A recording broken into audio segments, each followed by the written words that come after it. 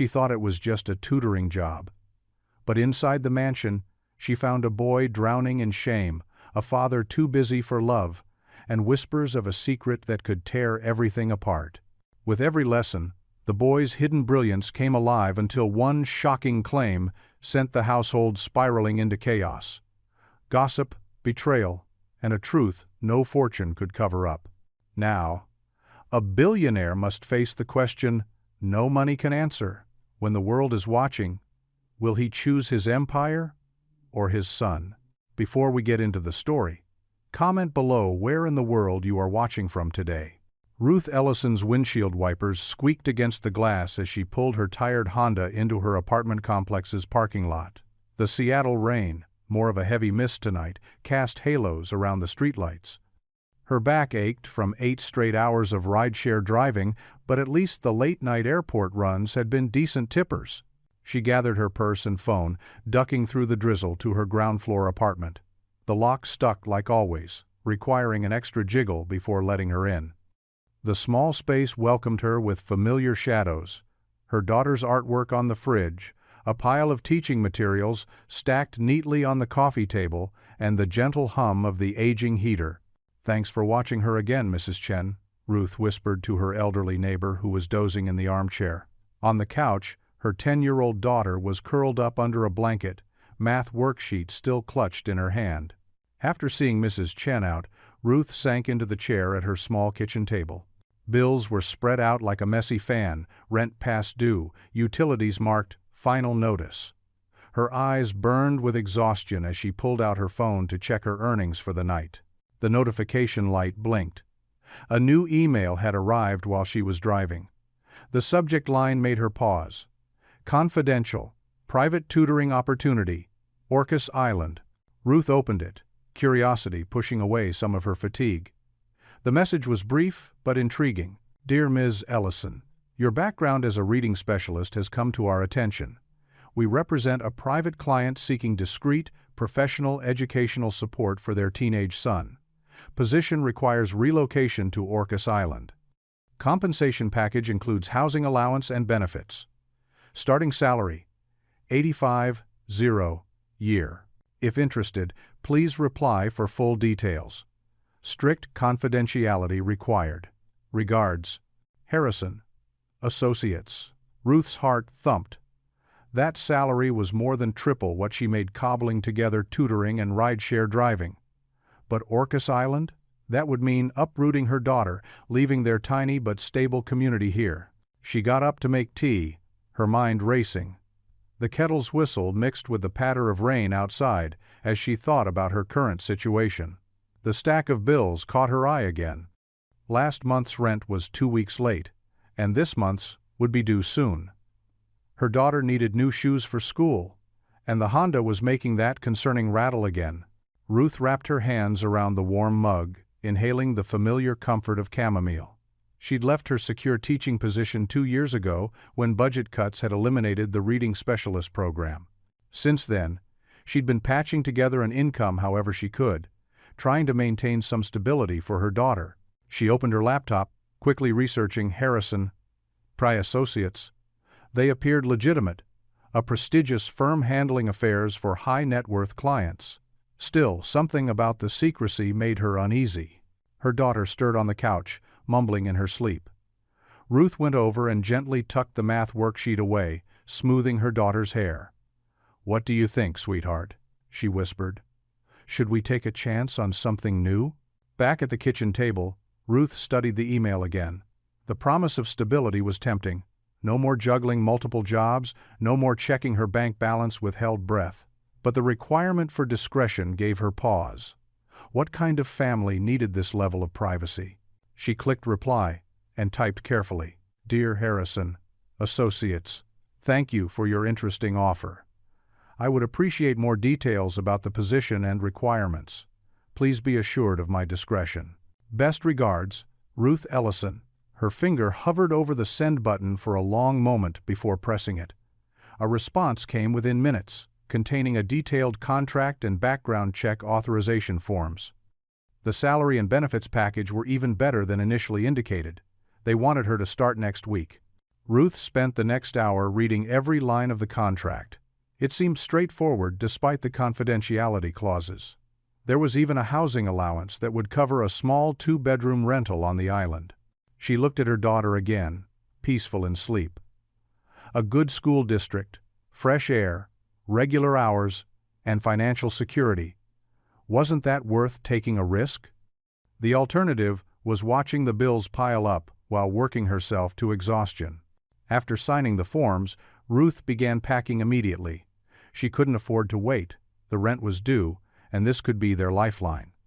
Over the next few days, she arranged for a small furnished rental on the island, gave notice to her landlord, and helped her daughter say goodbye to her friends. The morning of their departure dawned gray but dry. Ruth stood at the ferry terminal, their belongings packed into 4 suitcases and a few boxes.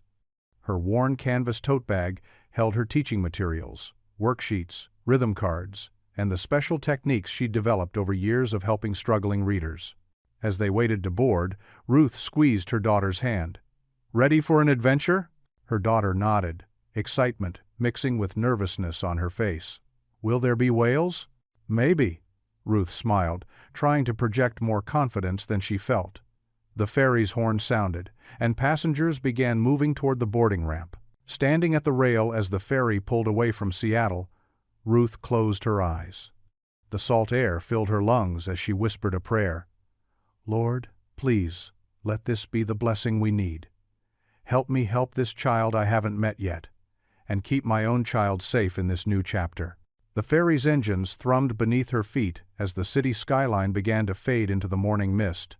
Her tote bag was secure at her feet, containing everything she knew about teaching children to read and believe in themselves. Whatever challenges awaited on Orcas Island, she would face them with hope and determination. The iron gates of the Brant estate swung open silently, revealing a sweeping driveway that curved through manicured gardens. Ruth's taxi crunched along the gravel path until it stopped before an imposing 3-story mansion of gray stone and gleaming windows.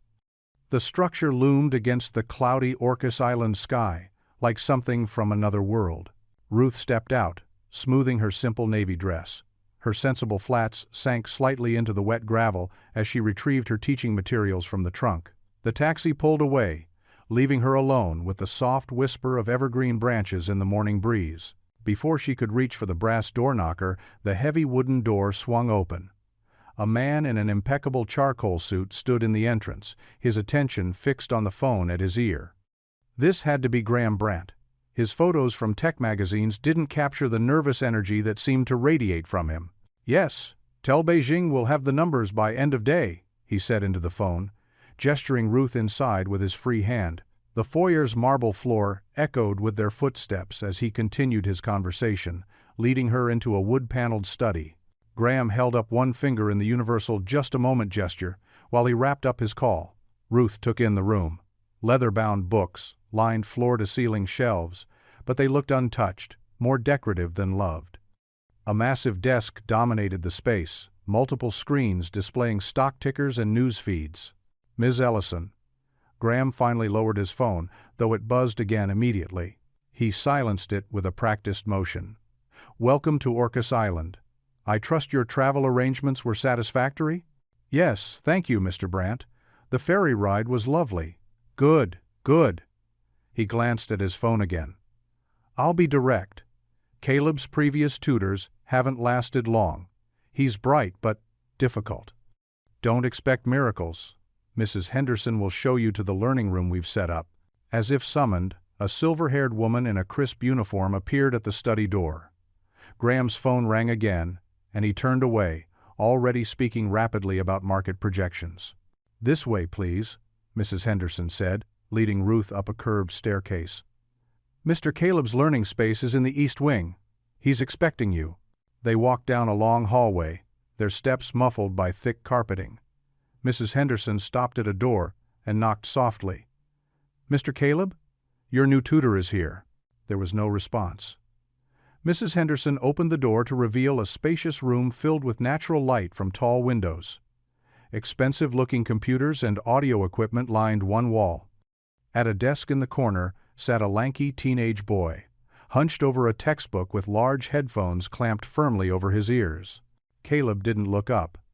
His dark hair fell forward, hiding his face as his fingers tapped an irregular rhythm on the desk. His shoulders were tense, as if he was trying to make himself smaller despite his height. Mrs. Henderson cleared her throat. "Mr. Caleb?"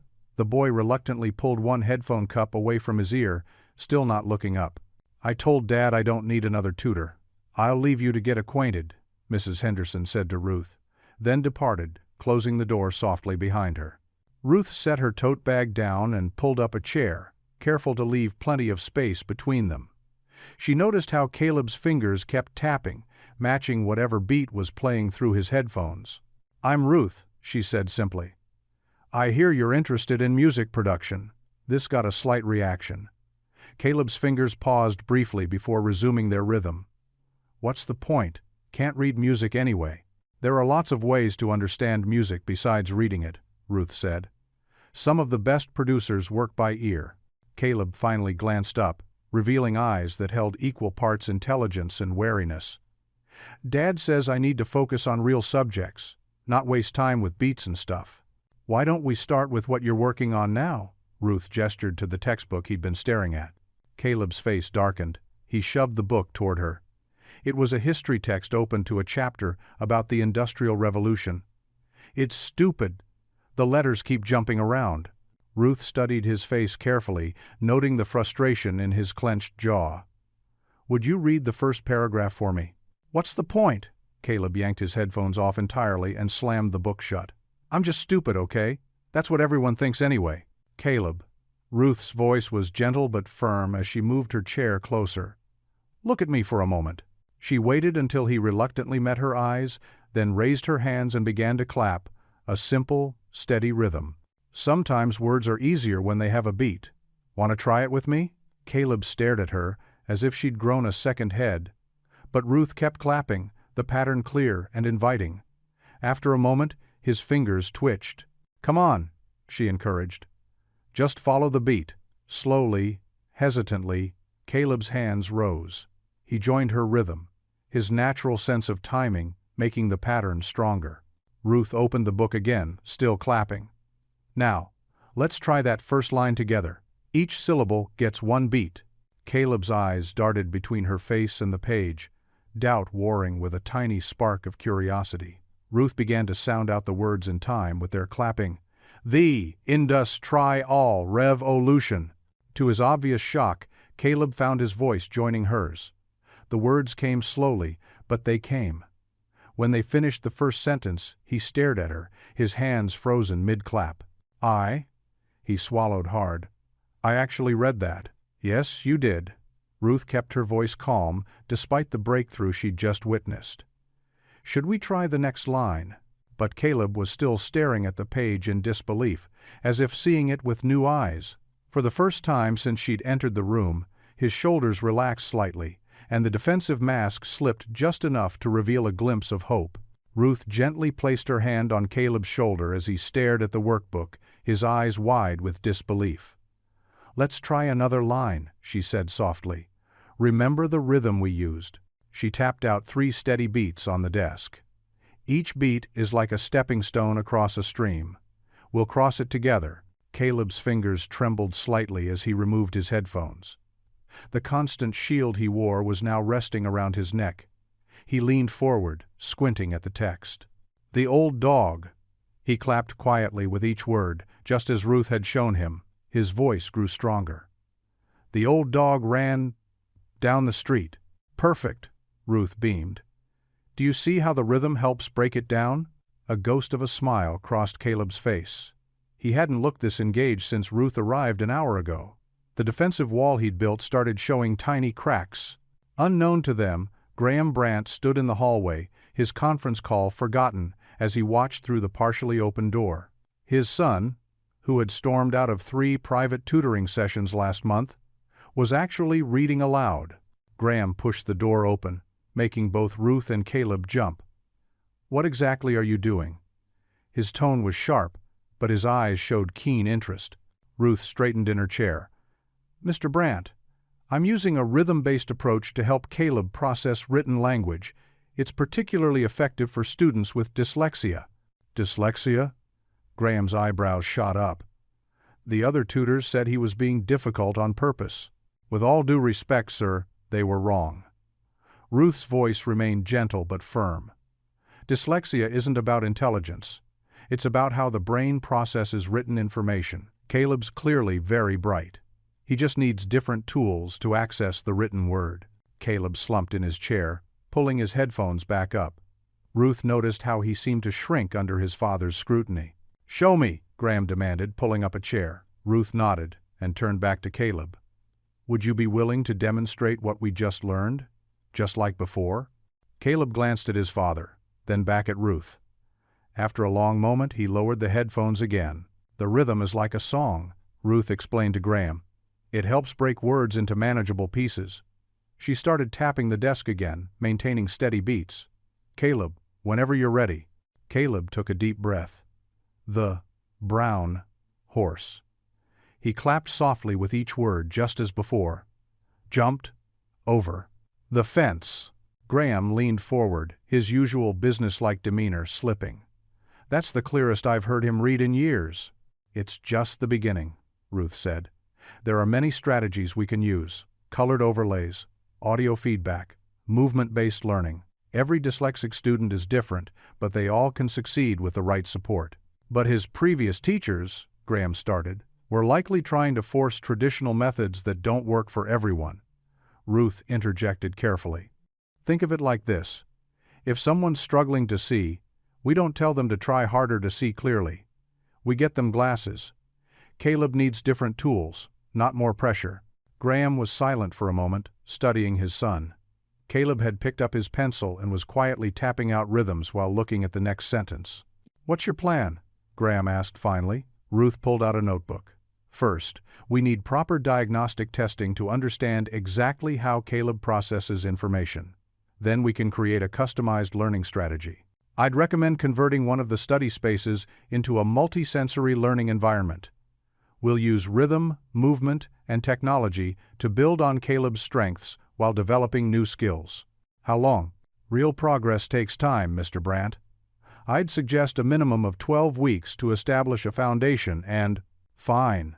Graham stood abruptly and walked to his desk by the window. He pulled out a leather portfolio and began writing. 12 weeks, starting immediately. I'll double the rate you propose to cover your ferry costs and any materials you need." Ruth blinked in surprise. "That's very generous, but I expect weekly progress reports," Graham continued, still writing. "If this rhythm method is as effective as you claim, we'll discuss a longer-term arrangement." He turned, holding out a contract. "Assuming that works for you?" Ruth accepted the paper with steady hands, though her heart was racing. The amount written there would cover her back rent with enough left over for 3 months of breathing room. "Yes, Mr. Brandt, thank you." "Don't thank me yet. I expect results." He held out his hand. Ruth shook it firmly, noting his strong grip. As they concluded the handshake, she caught movement from the corner of her eye. Caleb was watching them, his expression carefully neutral, but there was something else there, a tiny spark that hadn't been present when she first arrived.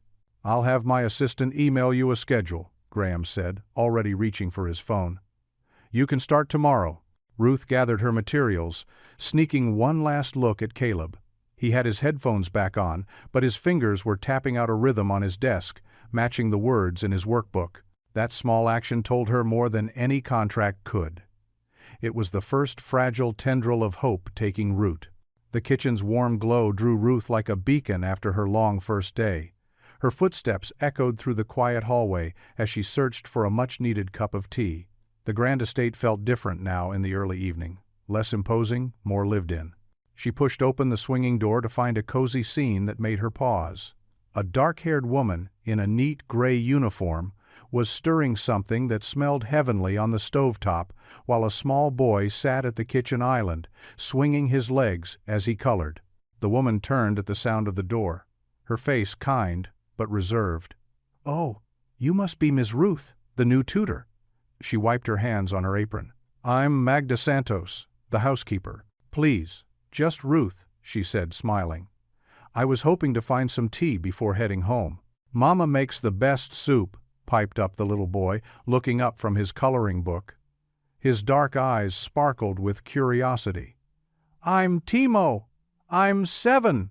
Magda's expression softened as she looked at her son. "Timo, let Miss Ruth catch her breath first." She turned to Ruth. "But he's right about the soup. Please, sit. You look like you could use something warm." Ruth sank gratefully onto a stool next to Timo. "That's very kind of you. It smells amazing." Magda ladled rich chicken soup into a bowl, the steam carrying the scent of ginger and herbs. "An old recipe from home," she said, placing it in front of Ruth, along with a chunk of crusty bread. "From the Philippines, good for tired souls." "Thank you," Ruth said, wrapping her hands around the warm bowl. "It's been quite a day, first days always are," Magda said knowingly. She sat down across from them, watching as Timo showed Ruth his colorful drawing of what appeared to be a superhero cat. "See? He has laser eyes," Timo explained enthusiastically. "And he helps people who are lost find their way home." Ruth smiled. "That's a very kind superhero." She took a spoonful of soup and closed her eyes in appreciation. "Oh, this is wonderful. Mama's soup fixes everything," Timo declared with absolute certainty. Magda smoothed his hair back. "If only it were that simple, mi amor." She looked at Ruth. "Your daughter, she's with a sitter today?" Ruth nodded, stirring her soup. "Yes, with our neighbor Mrs. Chen. She's 10 now, so she thinks she's too old for babysitters, but," she shrugged, "single mom life." "Ah," Magda said, understanding in her eyes. "I know this dance well." She got up to check something in the oven, moving with practiced efficiency. The juggling, the worry, the hoping you're doing enough. "Always the worry," Ruth agreed. "But we do what we must, right?" Timo looked between them. "Why do mamas worry so much?" Magda and Ruth exchanged a look that held volumes of shared experience. "Because that's what love does, mijo," Magda said softly. "It makes you want the very best for your children." Ruth watched as Timo leaned against his mother's side, completely secure in her love. It reminded her of her own daughter's sleepy hugs. "My girl asked me the same thing last week. I told her mamas are like lighthouses, always watching, always guiding." "That's beautiful," Magda said, her hand absently stroking Timo's hair. "And true." She hesitated, then added, "It's not easy, doing it alone." "No," Ruth agreed, "but moments like this help, sharing soup with new friends." Magda's reserved expression warmed. "Yes, they do." She stood and wrapped some bread in a napkin. "Here, take this home for your daughter, fresh from the oven." "Oh, I couldn't." "Please." From one mama to another, Ruth accepted the warm package, touched by the gesture. "Thank you, Magda." As she gathered her things to leave, Timo looked up from his drawing. "Will you be here tomorrow too?" he whispered, his eyes bright with hope. Morning light streamed through the tall windows of the study, catching dust motes that danced in the air. Ruth arranged her materials on the polished oak table, worksheets, colored overlays, and a small metronome she'd brought from home. Caleb slouched in his chair, headphones firmly in place, his eyes fixed on the floor. "Good morning, Caleb," Ruth said warmly, setting down her worn leather bag. When he didn't respond, she gently tapped the table twice. His eyes flickered up briefly before darting away again. "May I?" she asked, pointing to his headphones. After a long pause, Caleb slid them down around his neck. The faint thrum of bass leaked out. "Let's start with something different today," Ruth said, pushing the workbooks aside. She placed a single sheet of paper between them, the text large and well-spaced. "Remember how we clapped yesterday?" Caleb's shoulders tensed. "That was just luck." "No such thing," Ruth replied, keeping her voice steady. "That was all you. Want to try again?" She began a simple rhythm, 2 soft claps, then 1 stronger beat. "Words have music in them, Caleb. Letters dance to their own beat." She continued the pattern, watching as his fingers twitched slightly against his jeans. "Just 1 line," she encouraged. "We'll do it together." Caleb stared at the paper for so long Ruth thought he might refuse. Then, barely audible, he joined her clapping. Once, twice. His hands shook slightly, but the rhythm held. "The cat," he started, each word matching their beats. Good, Ruth nodded. Keep going. The cat sat on the. Caleb's voice grew stronger with each word, riding the rhythm like a wave. Matt. Perfect, Ruth beamed. Now let's try the next line. They worked through the simple story one line at a time, clapping and speaking in turns.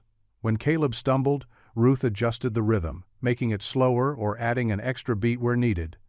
She watched his face carefully, noting how his brow furrowed less with each success. After 20 minutes, sweat beaded on Caleb's forehead, but he'd made it through an entire page.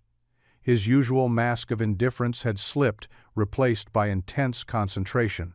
This is, he paused, searching for words. Different. Usually the letters just jump around. They still giving you trouble? Ruth asked gently. Caleb nodded. But the beating helps, like anchors them down or something. He touched the paper hesitantly. Could we try another page? Ruth's heart soared at the question, but she kept her voice casual. Of course. Want to pick the next story? They worked through another page, then another. Ruth introduced colored overlays, explaining how they could help certain letters stand out. Caleb experimented with different colors, his movements becoming more confident. When he successfully read a particularly challenging paragraph, Ruth couldn't contain her smile. Caleb, that was excellent. A faint smile tugged at the corner of his mouth, small but genuine. It transformed his whole face, making him look his actual age instead of the defensive mask he usually wore. Thanks, he mumbled, ducking his head. But the smile lingered. Later that evening, Ruth sat at her small kitchen table, her daughter's quiet breathing drifting from the bedroom. Her journal lay open before her, pages worn from years of entries. She picked up her pen and began to write. Today felt like a gift. Watching Caleb find his rhythm, seeing that spark of confidence. Lord, I see your hand in this. The way music speaks to him, how the rhythm unlocks what was trapped inside. It's beautiful. He has so much potential locked behind those walls he's built. She paused, tapping her pen thoughtfully. I know this job is temporary. 12 weeks isn't long to undo years of hurt. But today, I saw hope in his eyes, even if just for a moment. Maybe that's enough to start with. Thank you for leading me here, for this chance to help. Please give me wisdom to guide him, patience when progress is slow. Ruth closed the journal softly, her heart fuller than it had been in months. Outside her window, Seattle's lights twinkled through the rain, but she barely noticed. Her mind was already on tomorrow's lesson, planning new ways to help Caleb find his voice, one rhythmic beat at a time. The familiar weight of uncertainty about bills and rent felt lighter tonight. For the first time in a long while, she felt sure she was exactly where she needed to be, doing exactly what she was meant to do. Her faith, which had felt stretched thin lately, hummed with renewed strength.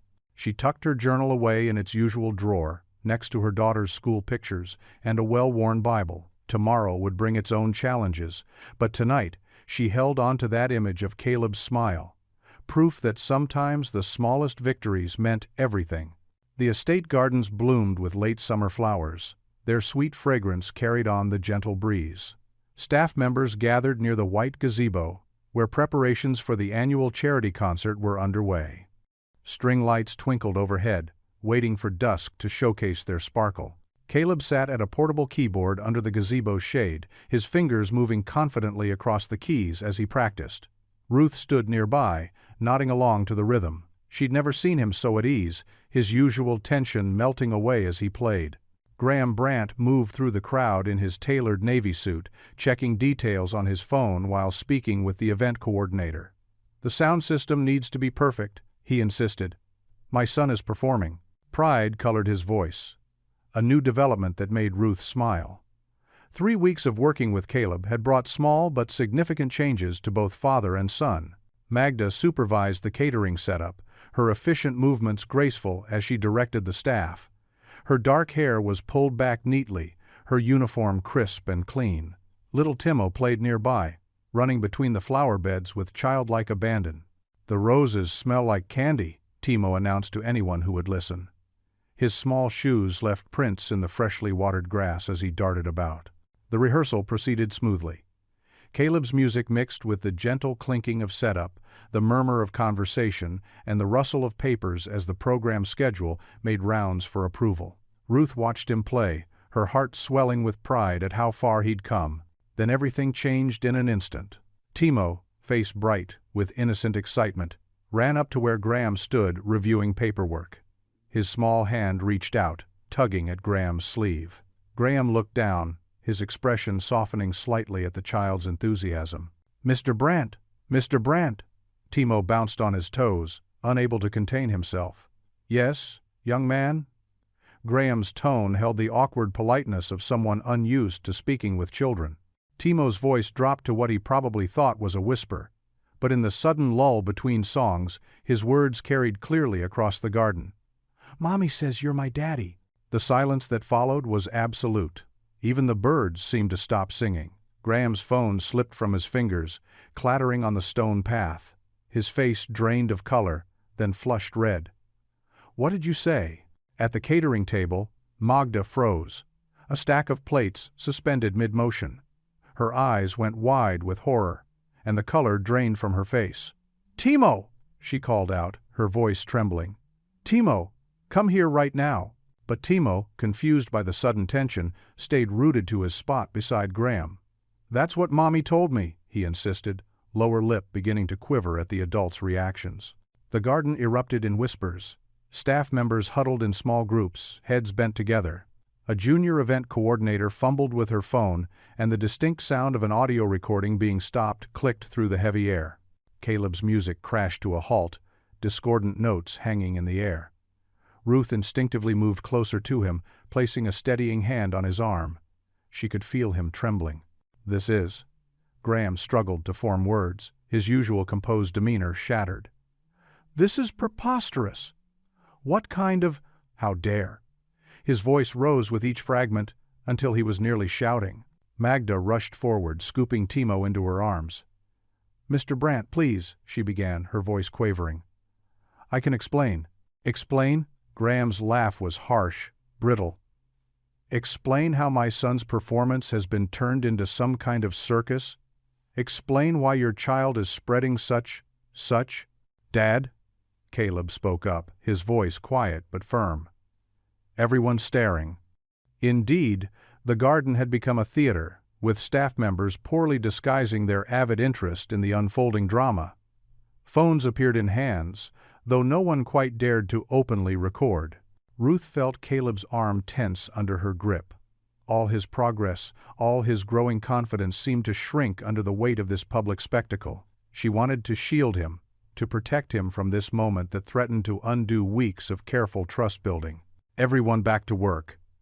Graham's command cracked like a whip. "Now!" Staff scattered, though their whispers continued. Magda stood trembling, clutching Timo to her chest as tears streamed down her face. The little boy buried his face in his mother's neck, finally sensing the gravity of what had happened. "Miss Santos." Graham's voice was ice. "My office, immediately. Mr. Brandt." Ruth stepped forward, still keeping contact with Caleb. "Perhaps we should all take a moment to..." "This doesn't concern you, Ms. Ellison." Graham cut her off, his tone clipped. "Please continue with Caleb's lesson." But Caleb was already packing up his keyboard, his movements jerky and agitated. The peaceful garden had transformed into a battlefield of tension and accusations, and Ruth could see him retreating behind his emotional walls. "The rehearsal is over," Graham announced to the remaining staff. "Clear everything away, now." As people rushed to comply, Ruth watched Magda walk toward the house, her back straight, despite her obvious distress. Timo's small arms were wrapped around her neck, his face still hidden. Graham followed several paces behind, his rigid posture broadcasting fury with every step. The garden, so recently filled with music and light, now felt cold despite the summer warmth. Ruth kept her hand on Caleb's arm, feeling his pulse race beneath her fingers. In just a few innocent words, a child had cracked the foundation of their carefully constructed progress.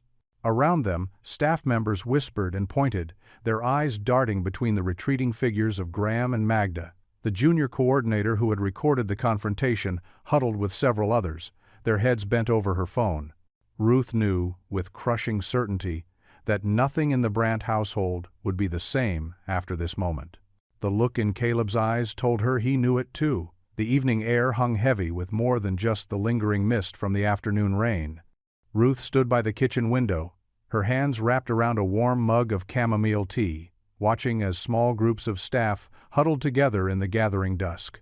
Their whispered conversations carried an urgency that made her stomach knot. "I always wondered why she got the cottage," one of the gardeners said, his voice carrying through the partially open window. "Most staff live off property." "And did you see Mr. Brandt's face?" another replied. "White as a sheet he was." Ruth stepped away from the window, not wanting to eavesdrop further. The kitchen, usually warm and welcoming, felt charged with an uncomfortable electricity. Even Eleanor, Graham's mother, had retreated to her rooms without her usual evening tea. Magda was nowhere to be seen. The kitchen, her usual domain, stood spotless but empty, like a stage between acts. The soup pot that had bubbled with friendship just yesterday sat cold and clean in the dish rack. Heavy footsteps in the doorway made Ruth turn. Caleb stood there, his headphones around his neck instead of over his ears. A small sign of trust that made her heart ache. His face was drawn, younger somehow in his confusion. "Miss Ruth?" His voice cracked slightly. "Can we talk?" "Of course." She pulled out a chair at the kitchen table. "Would you like some tea?" He shook his head, but sat down, fingers drumming an anxious rhythm on the wooden surface. Ruth recognized it as the same pattern they'd used earlier that day to break down a particularly challenging paragraph. "Everyone's acting weird," he said finally. "The staff keep going quiet when I walk by. And Dad." He swallowed hard. Dad locked himself in his study after what happened in the garden. Ruth took a careful sip of her tea, buying time to choose her words. "It's been an unusual afternoon," she said gently. "Does my dad?" Caleb started, then stopped. His fingers kept tapping. "Does he have another kid? Is Timo my brother?" The raw hope and fear in his voice made Ruth's chest tight. She thought of her own daughter, staying with a neighbor tonight, and how children deserved better than adult complications. "Caleb," she said softly, "I don't know the answer to that. What I do know is that questions like this take time to sort out. But everyone else seems to know something." His voice rose slightly. "I heard Mrs. Peterson in accounting telling the security guy that she always suspected." "Suspected what? Why doesn't anyone tell me anything?" Ruth set her mug down and leaned forward. Sometimes adults get caught up in their own drama and forget that kids, that teenagers, deserve honest answers. "It's not fair to you." Caleb's shoulders slumped. "Dad treats me like I'm stupid because of my reading. Maybe he wanted a different son. A better one." "Hey!" Ruth's voice was firm but gentle. "Look at me." He raised his eyes reluctantly. "Your dad doesn't think you're stupid. Dyslexia has nothing to do with intelligence, and you've already shown how bright you are. Remember that paragraph you decoded today? That was all you. But what if—" A door slammed somewhere in the house, followed by raised voices. Caleb flinched, his hand automatically reaching for his headphones. "Don't," Ruth said softly. "Stay here with me. Let's make some hot chocolate instead." She stood and began gathering supplies, talking as she worked. "When I was your age, my parents went through a rough patch. Everyone at school seemed to know more about it than I did. You know what helped me?" Caleb watched as she spooned cocoa into mugs. "What?" "I wrote down what I knew for sure. Not rumors, not maybes, just facts. Would you like to try that?" He nodded slowly. Ruth pulled out her teaching notebook and tore out a clean page. "Okay," she said, sliding it over. "What do we know for sure?" Caleb picked up the pen. His handwriting was shaky but determined. "Timo said something to Dad in the garden," he wrote. "Dad got upset. Magda looked scared." "Good," Ruth encouraged. "What else do we know for certain?" "Dad's alone in his study. The staff is gossiping." He paused. That's actually all I know for sure." "Sometimes," Ruth said, stirring the hot chocolate, "knowing what we don't know is as important as knowing what we do." She placed a steaming mug in front of him, complete with a small handful of marshmallows. The familiar smell seemed to ease some of the tension from his shoulders. "Miss Ruth?" Caleb wrapped his hands around the warm mug. "Will you stay? I mean, with everything going crazy?" "I'm here to help you learn," she said firmly. That hasn't changed, but even as she spoke the words, Ruth felt the uncertainty of her position. The tension in the house was palpable, like a storm about to break. She thought of the contract in her bag, barely dry ink promising 12 weeks of stability. Would it survive whatever was coming? Caleb took a sip of his hot chocolate, leaving a small marshmallow mustache that made him look younger than his 16 years. "Promise you'll tell me if you hear anything? The truth, I mean?" "I promise to be honest with you," Ruth said carefully. "Even if the honest answer is, I don't know." They sat in companionable silence, the list between them, the sound of whispers and footsteps occasionally drifting in from other parts of the house. Ruth watched as Caleb added one more line to his list of facts. "Miss Ruth keeps her promises." The simple trust in those words made her throat tight. She said a silent prayer, asking for wisdom to guide this sensitive boy through whatever changes were coming. The kitchen clock ticked steadily, marking time in a house where everything suddenly felt uncertain. The grandfather clock in the hallway struck 9, its deep chimes echoing through the mansion's marble corridors. Ruth sat in one of the leather chairs outside Graham's office, her hands clasped tightly in her lap. Through the heavy oak door, she could hear Graham's voice, tight with controlled anger, speaking to Magda. The wait seemed endless. Ruth's thoughts kept drifting to Caleb, who she'd left in his studio with his headphones on, trying to drown out the whispers that had already begun to circulate through the house. She'd seen the way his shoulders had tensed when 2 maids had stopped talking abruptly as he passed. Finally, the door opened. Magda emerged, her face pale but composed, her back straight as she walked past Ruth without a word. The click of her sensible shoes faded down the hallway. "Ms. Ellison." Graham's voice cut through the silence. "Come in." His office was exactly what Ruth would have expected. Sleek, modern, with floor-to-ceiling windows overlooking the bay. Graham stood behind his desk, his tablet displaying what looked like social media feeds. "Sit, please." He gestured to one of the chairs facing his desk. "I assume you've heard about the incident in the garden?" "Yes, Mr. Brandt." Graham's fingers drummed against his desk. "I want to be clear. This claim is impossible. Completely impossible." He turned his tablet around, showing Ruth a Twitter feed.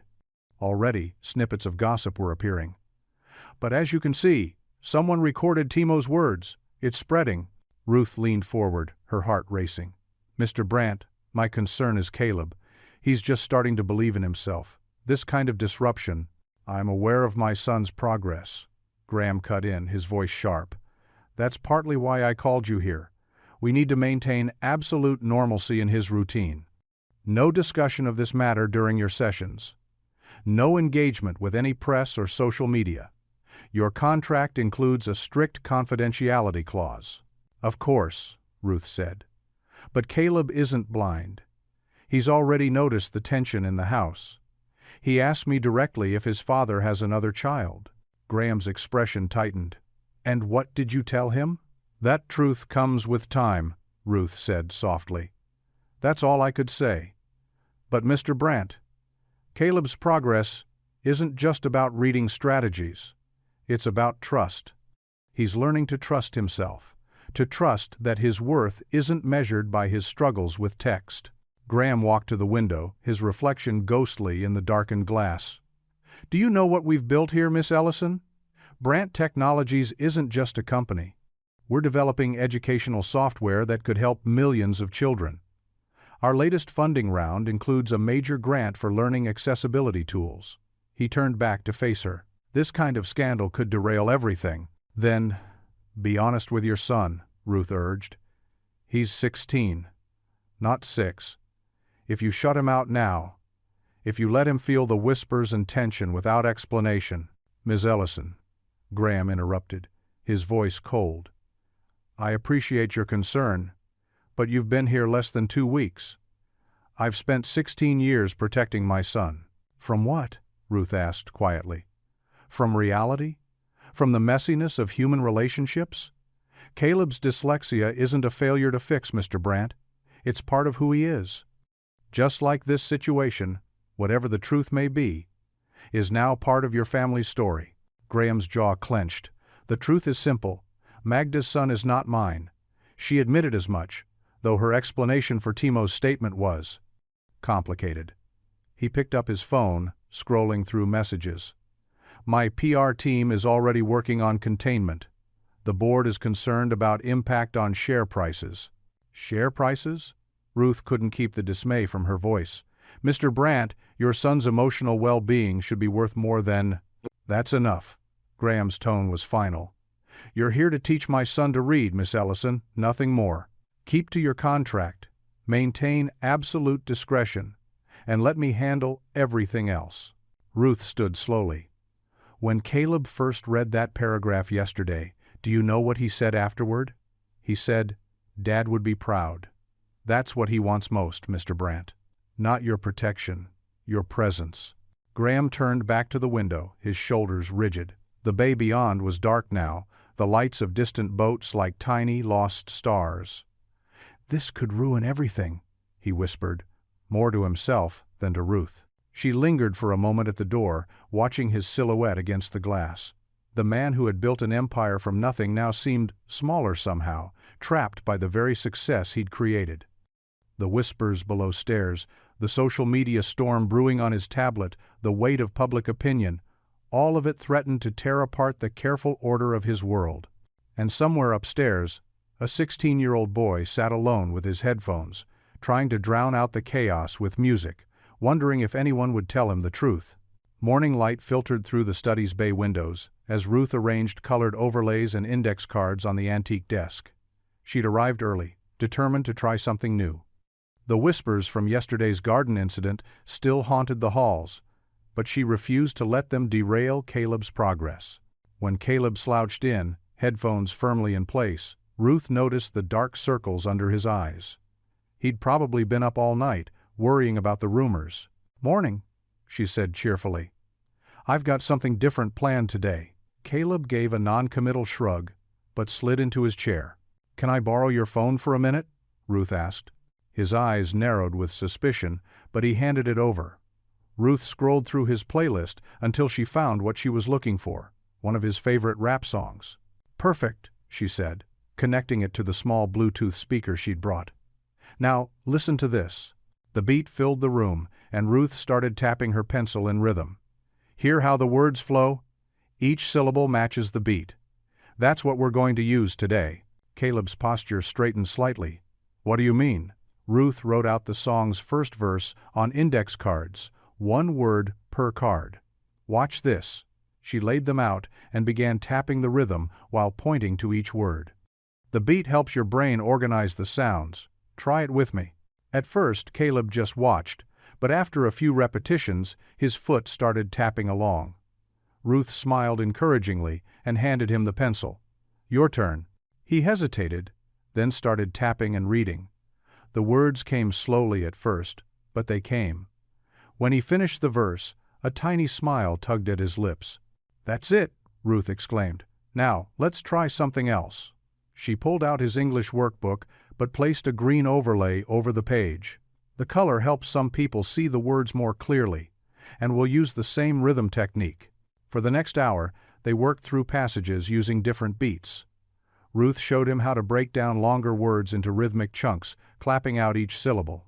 When Caleb struggled, she'd start humming a simple tune, helping him find the natural flow of the language. It's like mixing tracks, Caleb said suddenly, his eyes lighting up. You layer the sounds. Exactly, Ruth beamed. Reading is just like that, combining different sounds to make something whole. They moved to Caleb's studio, where his mixing equipment filled one wall. Ruth watched as he pulled up some of his original beats on the computer. Can we try something? He asked, more animated than she'd seen him in days. Maybe match the reading to these? Absolutely. They spent the next hour experimenting with different rhythms, matching them to various texts. Ruth noticed how Caleb's confidence grew with each successful attempt. The words that had once seemed like enemies were becoming tools in his musical arsenal. By lunchtime, Caleb had successfully read through 3 pages of his literature assignment, matching the words to beats he'd created himself. The transformation was remarkable. His shoulders had relaxed, and the defensive edge had left his voice. "This is actually kind of cool," he admitted, adjusting a rhythm track. "Want to show your grandmother what we've been working on?" Ruth suggested. "I heard she's having dinner with us tonight." Caleb tensed for a moment, then nodded slowly. "Yeah, maybe." That evening, Eleanor Brandt sat at the massive dining room table, her silver hair catching the light from the crystal chandelier. Ruth had given Caleb his workbook with the green overlay, and he held it with determination. "Grandmother," he said, his voice quiet but steady, "would you mind if I read something?" Eleanor's face softened. "I'd love that, dear." Caleb took a deep breath and began reading, tapping his finger gently against the book's spine in rhythm. His voice grew stronger with each word, the practice from earlier paying off. The paragraph was about ocean currents, and Caleb moved through it smoothly, only stumbling once. When he finished, he looked up cautiously. Eleanor's eyes glistened with tears. She clasped her hands together, her voice thick with emotion. "Praise God! You've got it, son!" The sleek hallways of Cascade Preparatory Academy gleamed with privilege. Ruth walked beside Caleb, noticing how his shoulders hunched forward as if trying to make himself smaller. His fingers tapped an anxious rhythm against his thigh, the same beat they'd used that morning to break down multisyllabic words.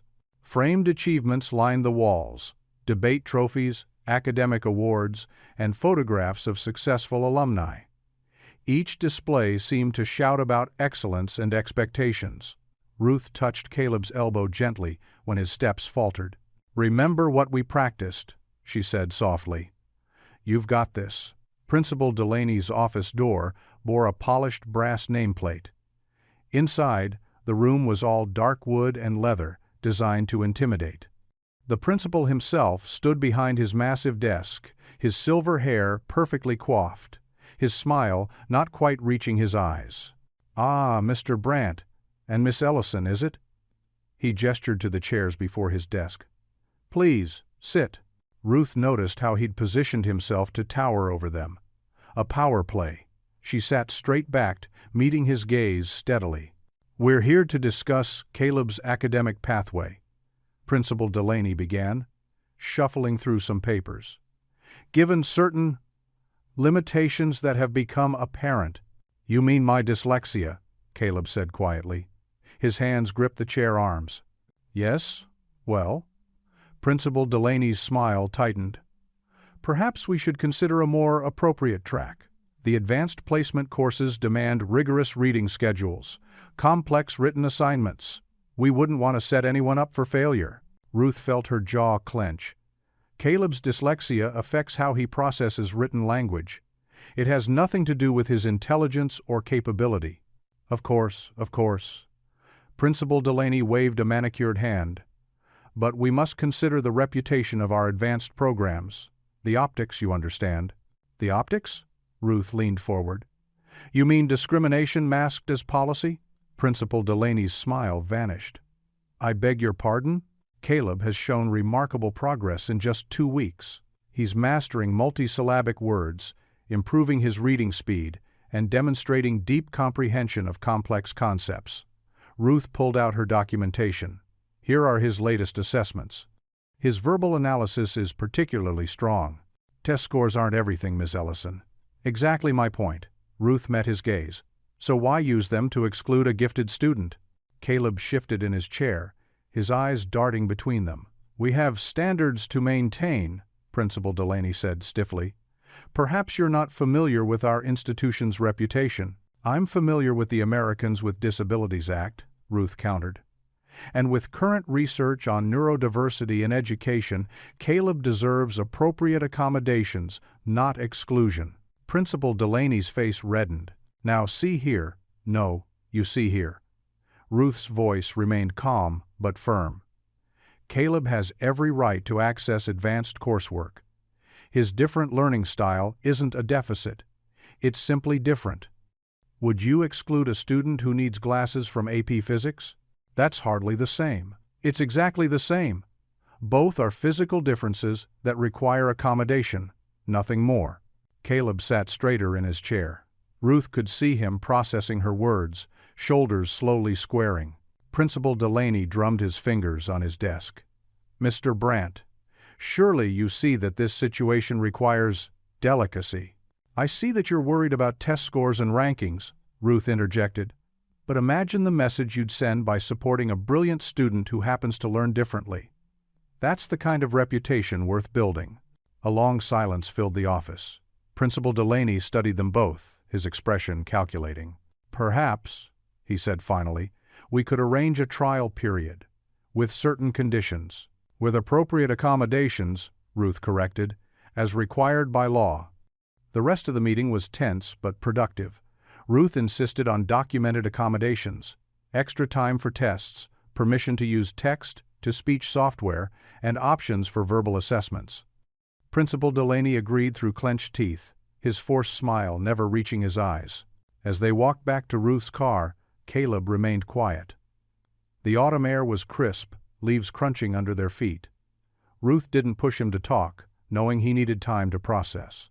It wasn't until they were driving back to the estate, the forest-lined road winding ahead, that Caleb finally spoke. "You really think I'm not dumb?"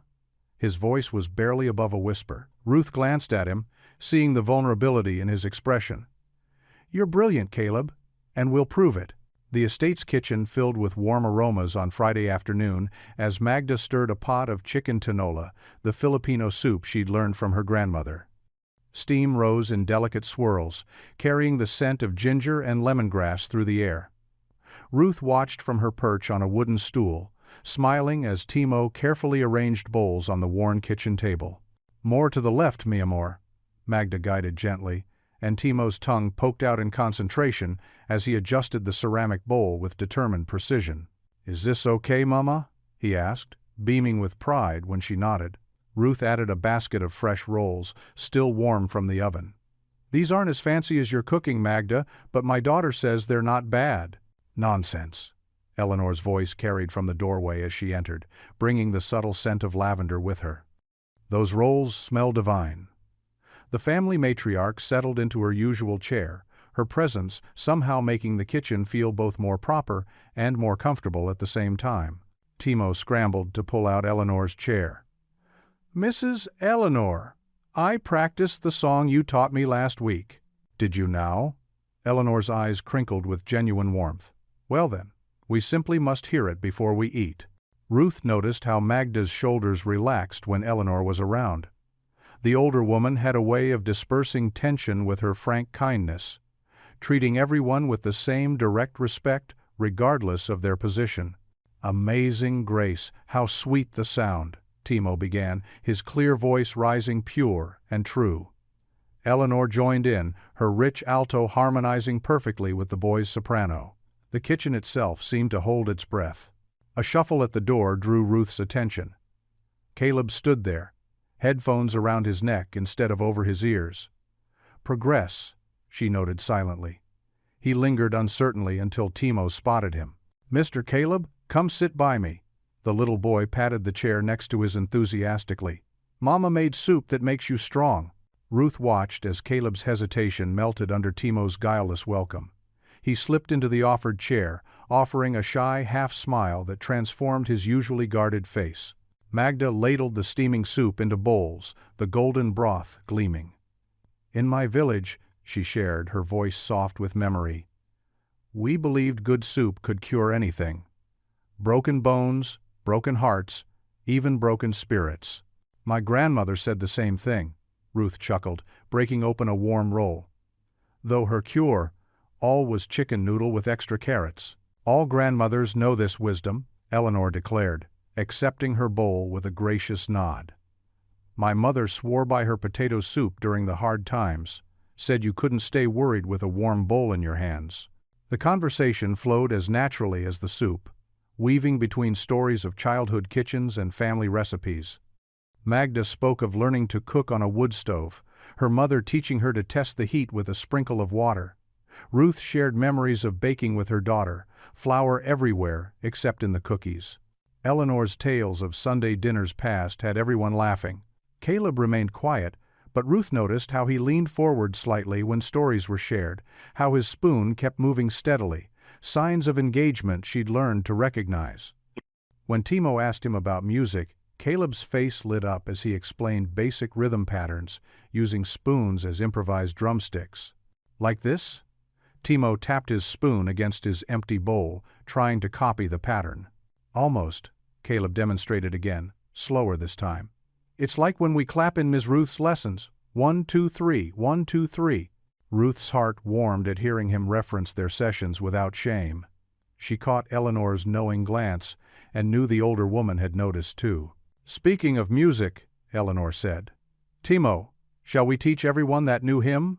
Soon the kitchen rang with melody, Eleanor's strong voice leading them through This Little Light of Mine. Even Magda joined in, her accent adding a lovely lilt to the familiar words. Caleb didn't sing, but his fingers tapped the rhythm steadily on the table's edge. Music is prayer with wings, Eleanor commented during a pause. It flies straight past our worries to where truth lives. Ruth noticed how Magda's eyes grew distant for a moment, though her smile remained gentle. My mother used to sing when she was afraid, the housekeeper shared quietly. She said, God listens extra careful to scared songs. Your mother sounds very wise. Eleanor reached over to pat Magda's hand, and she raised a daughter just as wise. The simple gesture brought tears to Magda's eyes, though she blinked them away quickly. Ruth understood. Sometimes kindness could be harder to bear than criticism, especially when you'd grown used to carrying burdens alone. Timo, innocent of the undercurrents, launched into another song he'd learned at school. His enthusiasm drew everyone back to the present moment, back to the simple joy of sharing food and music in a warm kitchen. As Ruth helped clear the dishes later, she realized these Friday gatherings had become more than just meals.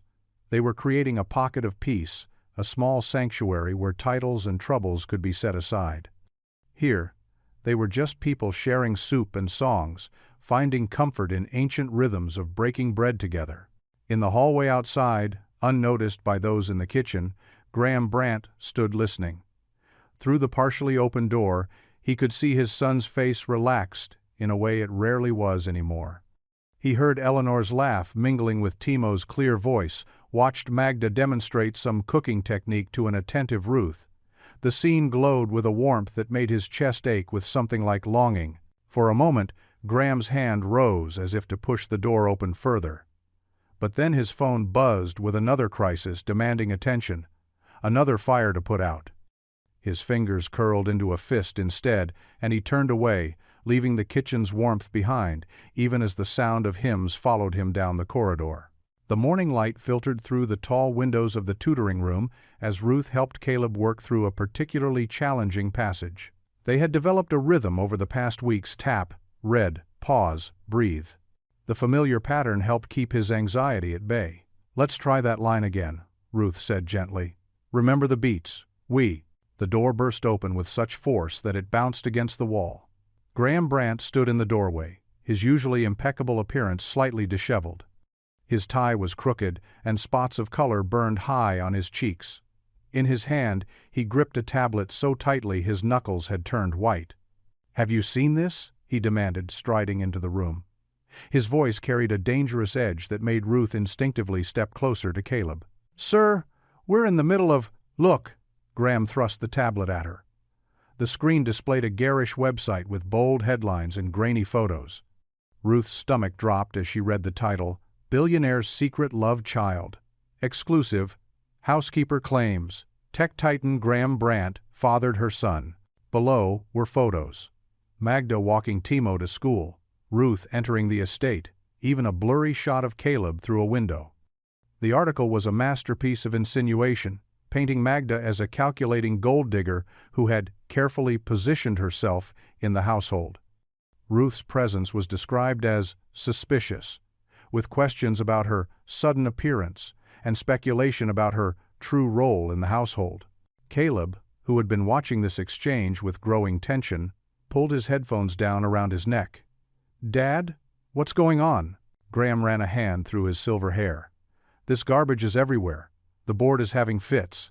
Our education initiative launches next week, and now all anyone can talk about is— He broke off, pacing the room like a caged animal.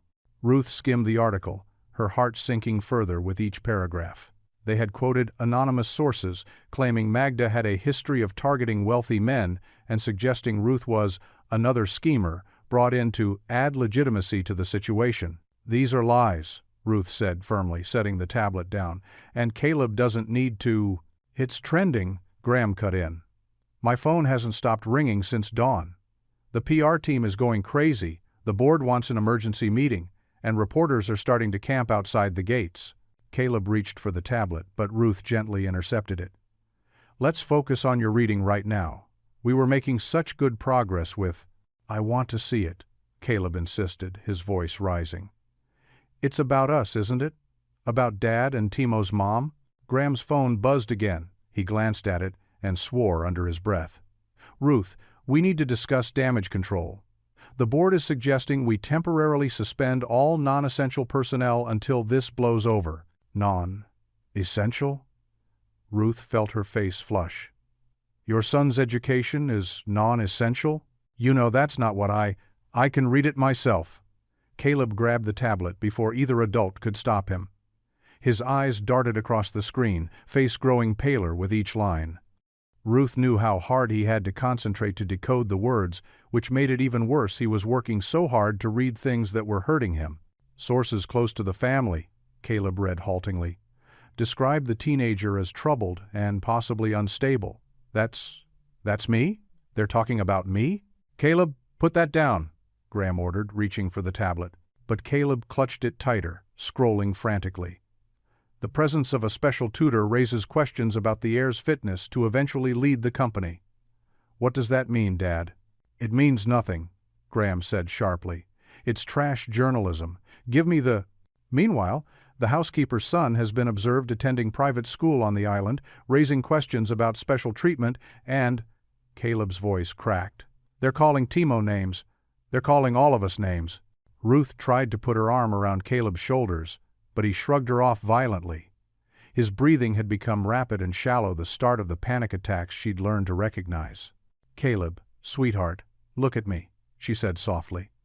"Remember our breathing exercises? Let's—" "No!" He jumped up, the chair scraping loudly against the floor. "Everyone's talking about us. About me being stupid, about Timo, about everything." His hands were shaking as he ripped off his headphones. "Everyone thinks we're freaks." The headphones clattered to the floor as Caleb bolted from the room. The door slammed behind him with such force that the windows rattled, leaving Ruth and Graham in a stunned silence broken only by the persistent buzzing of Graham's phone. Ruth watched Caleb's fingers hover over the mixing board, trembling slightly. Despite the chaos swirling around the Brandt household, they had carved out this space, his small studio tucked away in the east wing, as a sanctuary. Here, the rhythm of music drowned out the whispers and accusations. "Remember what we talked about," Ruth said softly. "Focus on the music. That's all that matters right now." Caleb nodded, adjusting his headphones. The familiar motion seemed to steady him. On the screen before them, audio waves pulsed in different colors. Eleanor's recorded hymn, waiting to be transformed. "Grandma's going to hate what I did to her song," he mumbled, his finger tracing the beat pattern they'd mapped out together. "I don't think so," Ruth said. "She loves you more than any tradition. Show me the rhythm pattern again." Caleb began tapping on the desk. 1, 2, 3. Pause. 1, 2. The same pattern they'd used to decode difficult words now formed the backbone of his remix. Ruth smiled, remembering how his eyes had lit up when they discovered his dyslexia actually gave him an advantage in hearing layered beats. The next afternoon, the small school auditorium buzzed with nervous energy. Parents and teachers filled the worn seats while students huddled backstage. Ruth helped Caleb set up his equipment, noting how his hands shook less when focused on the familiar knobs and sliders. "They're all here," he whispered, peeking through the curtain. Ruth followed his gaze to the front row, where Eleanor sat straight-backed, her silver hair catching the stage lights. Behind her, Graham had actually turned off his phone, a minor miracle in itself. "Just like we practiced," Ruth reminded him, "the music knows what to do." The principal's introduction seemed to stretch forever. Finally, Caleb stepped out, his tall frame casting a long shadow across the stage. The audience rustled with whispers. Everyone knew about the scandal. the rumors. But Caleb kept his eyes on his equipment, just like they'd practiced. "This is," he started, then cleared his throat. "This is a song my grandmother taught me. It's different now, but—" He paused, finding Ruth's encouraging nod from the wings. "I want to dedicate this to the people who clap with me, who help me find my own rhythm." The first notes of Eleanor's hymn filled the auditorium, pure, traditional, familiar. Then, Caleb's fingers moved across the board, and the transformation began. A gentle beat underneath, electronic harmonies weaving through the melody. The old song bloomed into something new, yet respectful, modern, yet timeless. Ruth watched Eleanor's face, seeing the moment's surprise melted into wonder. The older woman's hands rose slightly, unconsciously keeping time with the rhythm her grandson had created. Even Graham leaned forward, his usual mask of corporate authority softening as he watched his son work. The music built, layer upon layer, just as they'd practiced. But Caleb was adding something new, subtle variations, confident improvisations. He was flying now, totally immersed in the moment. Ruth felt tears prick her eyes, remembering the boy who'd once declared himself just stupid. Now his creativity flowed freely, unbound by shame or fear. As the final notes faded, Caleb stood uncertainly, hands still resting on the equipment.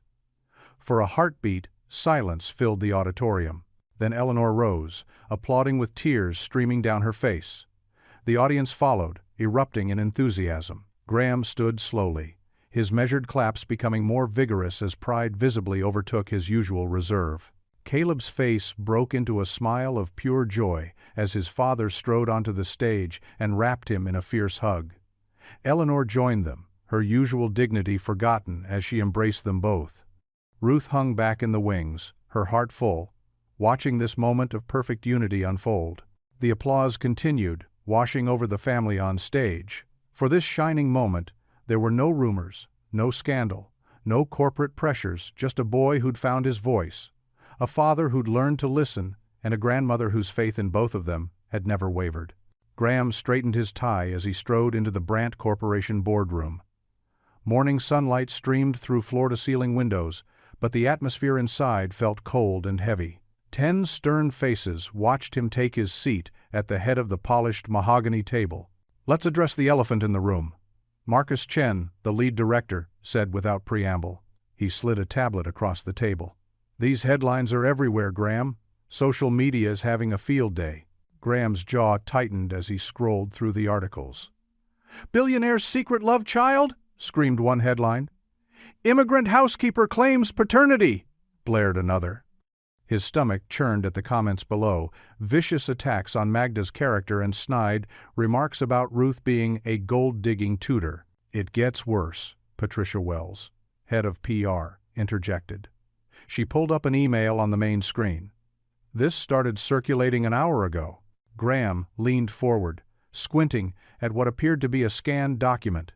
His blood ran cold. It was a crude attempt at a paternity acknowledgement, complete with a forged signature that looked remarkably like his own. "Obviously fake," he said firmly. "Doesn't matter," Marcus replied. "The damage is spreading. Our education initiative launches next month. We're talking about $100 million in grants. 3 major partners have already called with concerns." "This is about my son's tutor and our housekeeper," Graham protested. "It has nothing to do with the company's initiatives." Patricia shook her head. "Everything connected to you affects the company, Graham. You know that. The tutor." "Ruth," Graham corrected automatically. "Ms. Ellison," Patricia continued smoothly, "while well-intentioned, has become a liability. Her presence feeds the narrative. And Ms. Santos." She paused, delicately. "The optics are devastating." "Caleb is making real progress with Ruth," Graham argued. "For the first time in years, he's—" "We understand your personal investment," Marcus cut in, "but the board has concerns about the company's reputation. Our stock has already taken a hit." Graham watched as charts appeared on screen, red arrows pointing downward. The board members took turns laying out their case. Projected losses, withdrawn partnerships, media scrutiny. Each point felt like another brick in a wall, between him and his son's happiness. "We're prepared to vote on this," Marcus said finally. "Unless immediate action is taken to contain this situation, we'll be forced to reevaluate the education initiative. All of it." Graham's mind flashed to Caleb's face at the showcase, beaming with pride, to Ruth's patient encouragement, to Magda's quiet dignity in the face of horrible accusations. But the numbers on screen told a different story, one of plummeting value and lost opportunities. "What exactly are you asking?" he asked, though he already knew. "End the tutor's contract. Place Ms. Santos on indefinite leave. Clean house, Graham. Show our partners that Brandt Corporation takes its image seriously." Graham stood by his office window that evening, watching the sun set over the Sound. His phone buzzed constantly with crisis management messages, but he barely noticed. The weight of the board's ultimatum pressed down on his shoulders. A knock at the door made him turn. Ruth stood there, her expression concerned but calm. She'd always had that steadiness about her, even in chaos. "You wanted to see me?" she asked. Graham couldn't quite meet her eyes. "Ruth, the board met today." "I see." Her voice was quiet. "They're concerned about the company's image, the rumors, the supposed document it's affecting our partnerships." The words felt hollow even as he spoke them. "And Caleb's progress doesn't matter?" There was an edge to her question. "Of course it matters," Graham snapped, then caught himself. "But I have responsibilities. The education initiative affects thousands of students. I can't risk—" "Dad?" They both turned. Caleb stood in the doorway, headphones around his neck, face pale with understanding. "Caleb, this isn't—" Graham started. "You're firing Ruth?" Caleb's voice cracked. "Because of what people are saying?" "Suspending her contract," Graham corrected weakly. "Temporarily. For your own good, until this dies down." "My own good?" Caleb's laugh was bitter. "She's the only person who's ever really helped me. She believes in me. Son, please try to understand." "You're abandoning me again," Caleb screamed, his face contorted with hurt and rage, "just like after Mom died. Every time something gets hard, you choose your precious company." The words echoed in the suddenly silent office. Ruth stood very still, her hands clasped tightly together. Graham reached for his son, but Caleb backed away, tears streaming down his face. "I hate you," he whispered, and ran from the room. Rain pounded against the windows of the Brandt estate, matching the somber mood inside. In the guest suite, Ruth methodically folded her teaching materials and placed them in her worn canvas bag. Her hands trembled as she packed away the colored overlays and rhythm cards that had helped Caleb make such incredible progress. Each item held memories of breakthrough moments, of shy smiles and proud achievements. Down the hall, angry music thumped from behind Caleb's locked door. Graham stood outside, knocking periodically, his voice a mixture of authority and desperation. "Caleb, please. We need to talk about this." The only response was the volume increasing. In the staff quarters, Magda sat on the edge of her small bed, carefully folding Timo's superhero t-shirts with shaking hands. Tears rolled silently down her cheeks, dropping onto the bright fabric. Timo sat cross-legged on the floor, clutching his favorite stuffed dragon, watching his mother with worried eyes. "Mama? Why are you crying?" he asked softly. Magda wiped her eyes quickly, forcing a smile. "It's nothing, mi amor. Sometimes grown-ups just need to let the rain out of their hearts." Ruth finished packing her personal items and sat heavily on the window seat, watching sheets of rain cascade down the glass. The ferry schedule on her phone showed only one departure left for the mainland. Her daughter's text message glowed on the screen. "When are you coming home, Mom?" A soft knock at her door made her look up. Eleanor stood there, her usual elegant posture somewhat slumped. "May I come in, dear?" Ruth nodded, making space on the window seat. Eleanor's weathered hands clasped Ruth's younger ones. "I want you to know," the older woman said firmly, "that I believe you've been a blessing to this house, to my grandson especially." "Thank you," Ruth whispered, her throat tight. "I just wish—" "I know, dear. I know." They sat in understanding silence until Eleanor reached into her cardigan pocket and pulled out an envelope. "This is your final payment, plus a little extra. I insisted Graham make it right." Ruth started to protest, but Eleanor pressed the envelope into her hands. "Take it. You've earned every penny and more." In the kitchen, Magda was preparing one last meal, her movements mechanical as she stirred a pot of aromatic soup. The familiar scent of garlic and herbs filled the air, but today it couldn't mask the heaviness of goodbye. Timo tugged at Ruth's sleeve as she passed through. "Miss Ruth, will you still come for soup Fridays?" Ruth knelt down to his level, her heart breaking at his innocent question. "Oh, sweetheart, I can't, but I'll always remember our special times together." Upstairs, Caleb's music finally fell silent. Graham's relief was short-lived as the teenager yanked his door open, face streaked with angry tears. "Happy now?" he spat at his father. "Everything was finally working and you ruined it. Just like you always do." "Caleb, the board," Graham began. "I don't care about your precious board." Caleb's voice cracked. "Ruth believed in me. She made things make sense. But you chose money over me. Again." Graham reached for his son, but Caleb jerked away, slamming his door once more. The sound echoed through the mansion like a gunshot. Ruth gathered her courage and approached Caleb's door, speaking softly through the wood. "Caleb, it's time for me to go." A moment passed before the lock clicked. Caleb opened the door just enough to see her, his eyes red-rimmed. "Please, don't leave," he whispered. Ruth's professional resolve crumbled. She hugged him tightly, feeling his shoulders shake. "Listen to me," she said firmly. "You are brilliant. You are capable. Don't let anyone tell you different, ever." She pressed a small package into his hands, a new set of rhythm cards and a notebook filled with their strategies. "Keep practicing. Promise me?" Caleb nodded mutely, clutching the package to his chest. The grandfather clock in the foyer struck 4. Ruth knew she had to leave now to catch the last ferry. She shouldered her bags and turned to find the entire household gathered at the bottom of the stairs. Eleanor, Graham, Magda, and Timo. Only Caleb remained above, watching through the banister rails. Graham stepped forward awkwardly. "Miss Ellison, Don't," Ruth cut him off quietly. "Just take care of him. Please." The rain had softened to a steady drizzle as Ruth walked to her car. In her rearview mirror, she saw Timo waving from the front door, Magda holding him close. Eleanor stood ramrod straight, dabbing her eyes with a handkerchief. And up in his window, Caleb pressed a hand against the glass. The ferry terminal was nearly empty when Ruth arrived. She parked and gathered her things, including the portfolio of Caleb's progress, every worksheet, every improvement, every small victory carefully documented. As she waited in the terminal, she watched the massive ferry approach through the fog, its lights glowing like distant stars. The ferry's horn echoed across the water as Ruth walked up the ramp, her footsteps heavy. Finding a quiet spot by a rain-streaked window, she clutched Caleb's portfolio to her chest.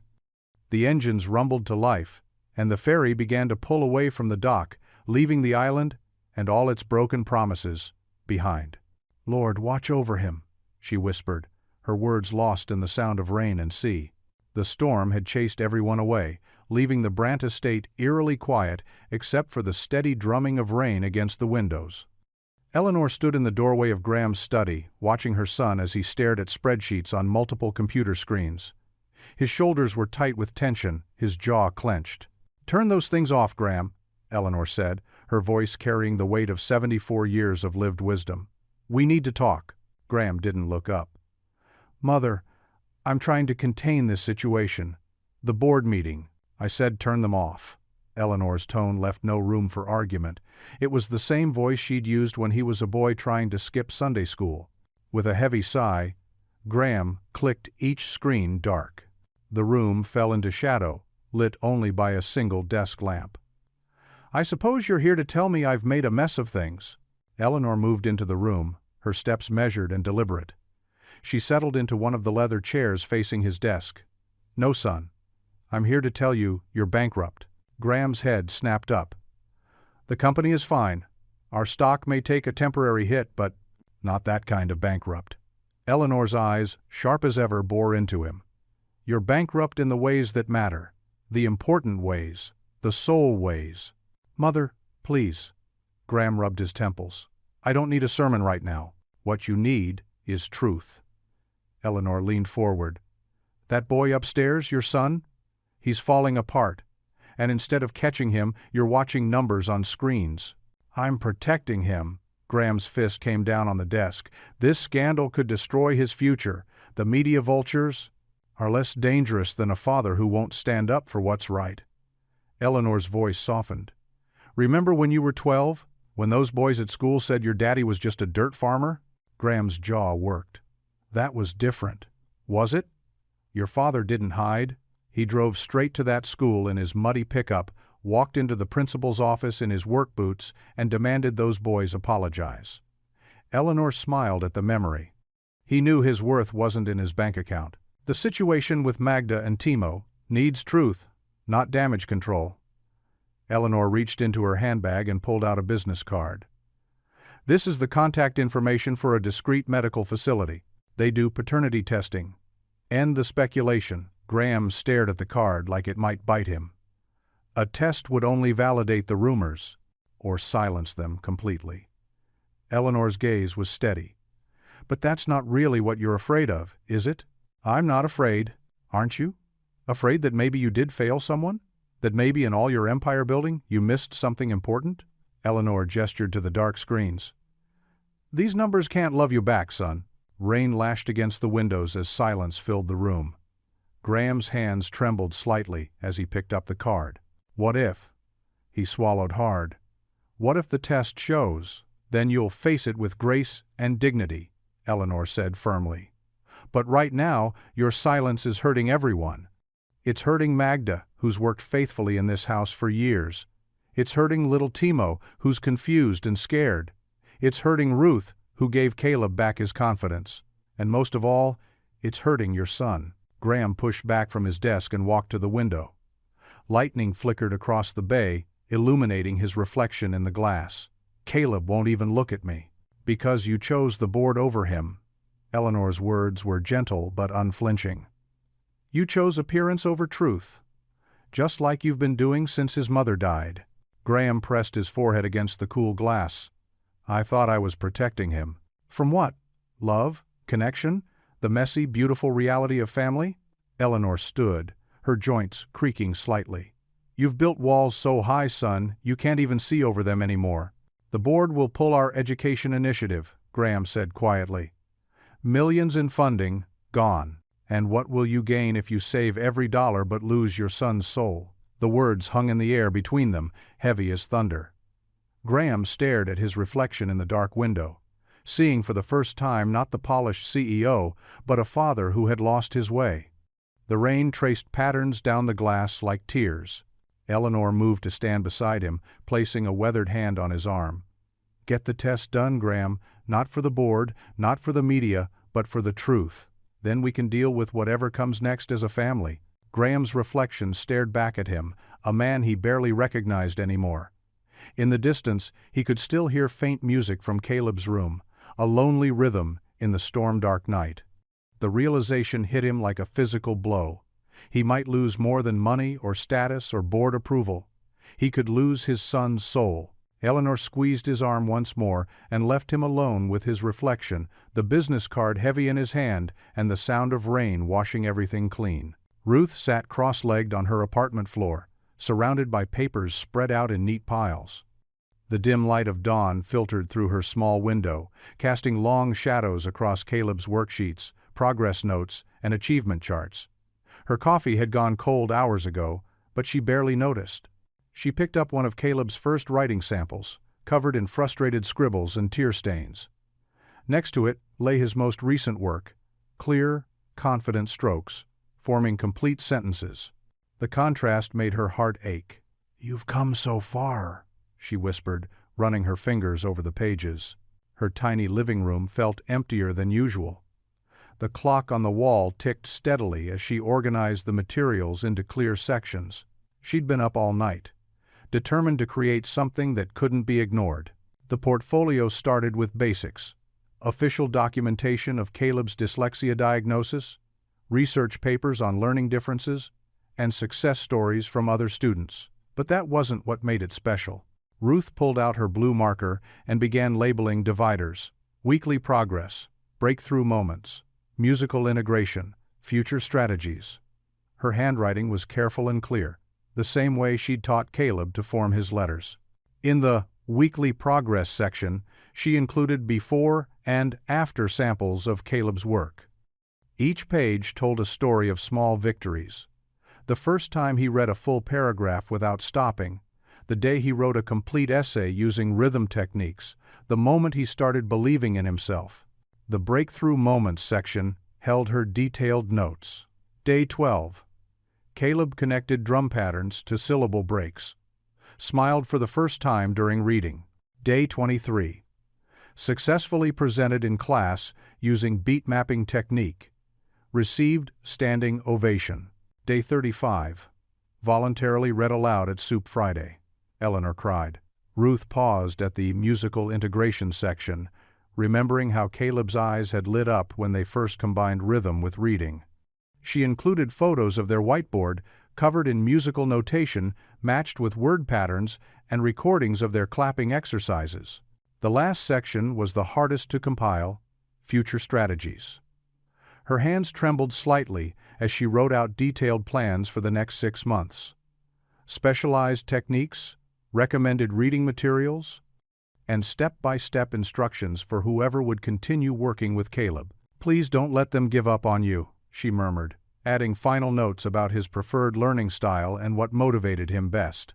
In a separate envelope, she tucked a letter she'd written the night before. Dear Eleanor, enclosed is everything I know about helping Caleb succeed. He's not just another student to me. He's a brilliant young man who sees the world through rhythm and sound. His dyslexia isn't a limitation. It's simply a different way of processing information. Please ensure he continues getting support. He needs people who believe in him, who understand that his mind works differently but beautifully. The strategies in this portfolio work because they build on his natural strengths. Most importantly, remind him daily that he is not stupid. He never was. He just needed someone to help him find his own way of learning. With hope and prayer, Ruth. She sealed the large manila envelope carefully, double-checking that everything was secure. The address label read, Eleanor Brandt, in bold letters. She knew Graham's mother was her best hope for reaching Caleb now. Standing up, Ruth stretched her stiff muscles and walked to her tiny kitchen. Through the window, she could see the city coming alive with morning traffic. Seattle seemed different now, less lonely than when she'd first received that email about tutoring on Orcas Island. At the post office, the clerk weighed the heavy package. Ruth paid for priority shipping, using money she couldn't really spare. But this was worth it. This was for Caleb. Please handle with care, she told the clerk. It's important. Back home, Ruth collapsed onto her couch, emotionally drained but peaceful. She'd done everything she could.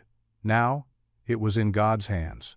3 days later, Eleanor Brandt sat in her study, carefully opening the package that had just arrived. As she read through the portfolio, tears welled in her eyes. Each page showed not just Caleb's progress, but the dedication of someone who truly cared about her grandson. She found Ruth's letter last, reading it twice before standing up with purpose. Walking to Graham's office, she placed the portfolio squarely in the center of his desk. Next to it, she left a simple note in her elegant handwriting. Read this if you still care. Eleanor found Magda in the kitchen late that evening, methodically wiping down counters that were already spotless. The older woman watched as Magda's hands moved in tight circles, over and over the same spot. The kitchen was eerily quiet without Timo's cheerful chatter or the usual bustle of meal preparation. Sit down, dear, Eleanor said softly, pulling out a chair at the small kitchen table. Those counters are clean enough to perform surgery on. Magda's shoulders tensed, but she set down her cleaning cloth. She turned slowly, her eyes downcast, and sank into the offered chair. Eleanor noticed how the usually proud housekeeper seemed smaller somehow, curled in on herself. Where's Timo? Eleanor asked, keeping her voice gentle. Sleeping upstairs. Magda's voice was barely above a whisper. He cried himself to sleep. He knows something is wrong, But he's too young to understand. Eleanor reached across the table and covered Magda's trembling hands with her own weathered ones. Tell me the truth, child. All of it. Magda's breath hitched. I never meant. I never thought. She swallowed hard. Back in the Philippines there was a man. Marco. He seemed kind at first, but after we married. Her voice cracked. Eleanor squeezed her hands encouragingly. Go on. The beatings started small. A slap here, a shove there. Then they got worse. Magda's words tumbled out faster now, like a dam breaking. When I found out I was pregnant, I knew I had to leave. I sold everything I owned and came to America. She paused, wiping her eyes with the back of her hand. But Marco, he kept finding ways to contact me. Threatening messages, saying he'd come take Timo. I was so scared. Eleanor's face softened with understanding. So you told Timo that Graham was his father? Magda nodded miserably. I thought, who would dare challenge one of the richest men in the world? I never meant for Timo to say anything. I just wanted Marco to stay away if he ever found us. I told Timo it was our special secret, but he's just a little boy. He doesn't understand secrets yet. Tears rolled down Magda's cheeks now. I know it was wrong. I know I've brought shame to this house, but please. She looked up at Eleanor, her eyes desperate. Please don't let this hurt Timo. He deserves better than to pay for my mistakes. Eleanor reached for a tissue box and handed it to Magda. You're carrying too much alone, dear. Why didn't you tell us about Marco? I was afraid, Magda admitted. Afraid of losing my job, my visa, everything I've built here. Afraid of being seen as trouble. She dabbed at her eyes. In my country, rich families don't want to hear the help's problems. And after what happened with Ruth and Caleb, I thought surely we would be next. You're not the help here, Eleanor said firmly. Your family, both you and that precious boy of yours. Magda shook her head. Mr. Brandt would never see it that way. Not after what I've done. My son can be a fool sometimes, Eleanor acknowledged, but he's not heartless. He just forgets to look past his spreadsheets to see the human beings in front of him. A floorboard creaked near the kitchen doorway. Both women turned to see Graham standing there, his face unreadable. How long had he been listening? Magda shot to her feet, her face draining of color. Mr. Brandt, I'm so sorry, But something had changed in Graham's expression. The hard lines around his mouth had softened, and there was something in his eyes that looked almost like shame. Sit down, Miss Santos, he said quietly. Please. It was the please that made Magda sink slowly back into her chair. Eleanor watched her son carefully, seeing how he struggled to find the right words. Graham moved into the kitchen, his usual commanding presence somehow diminished.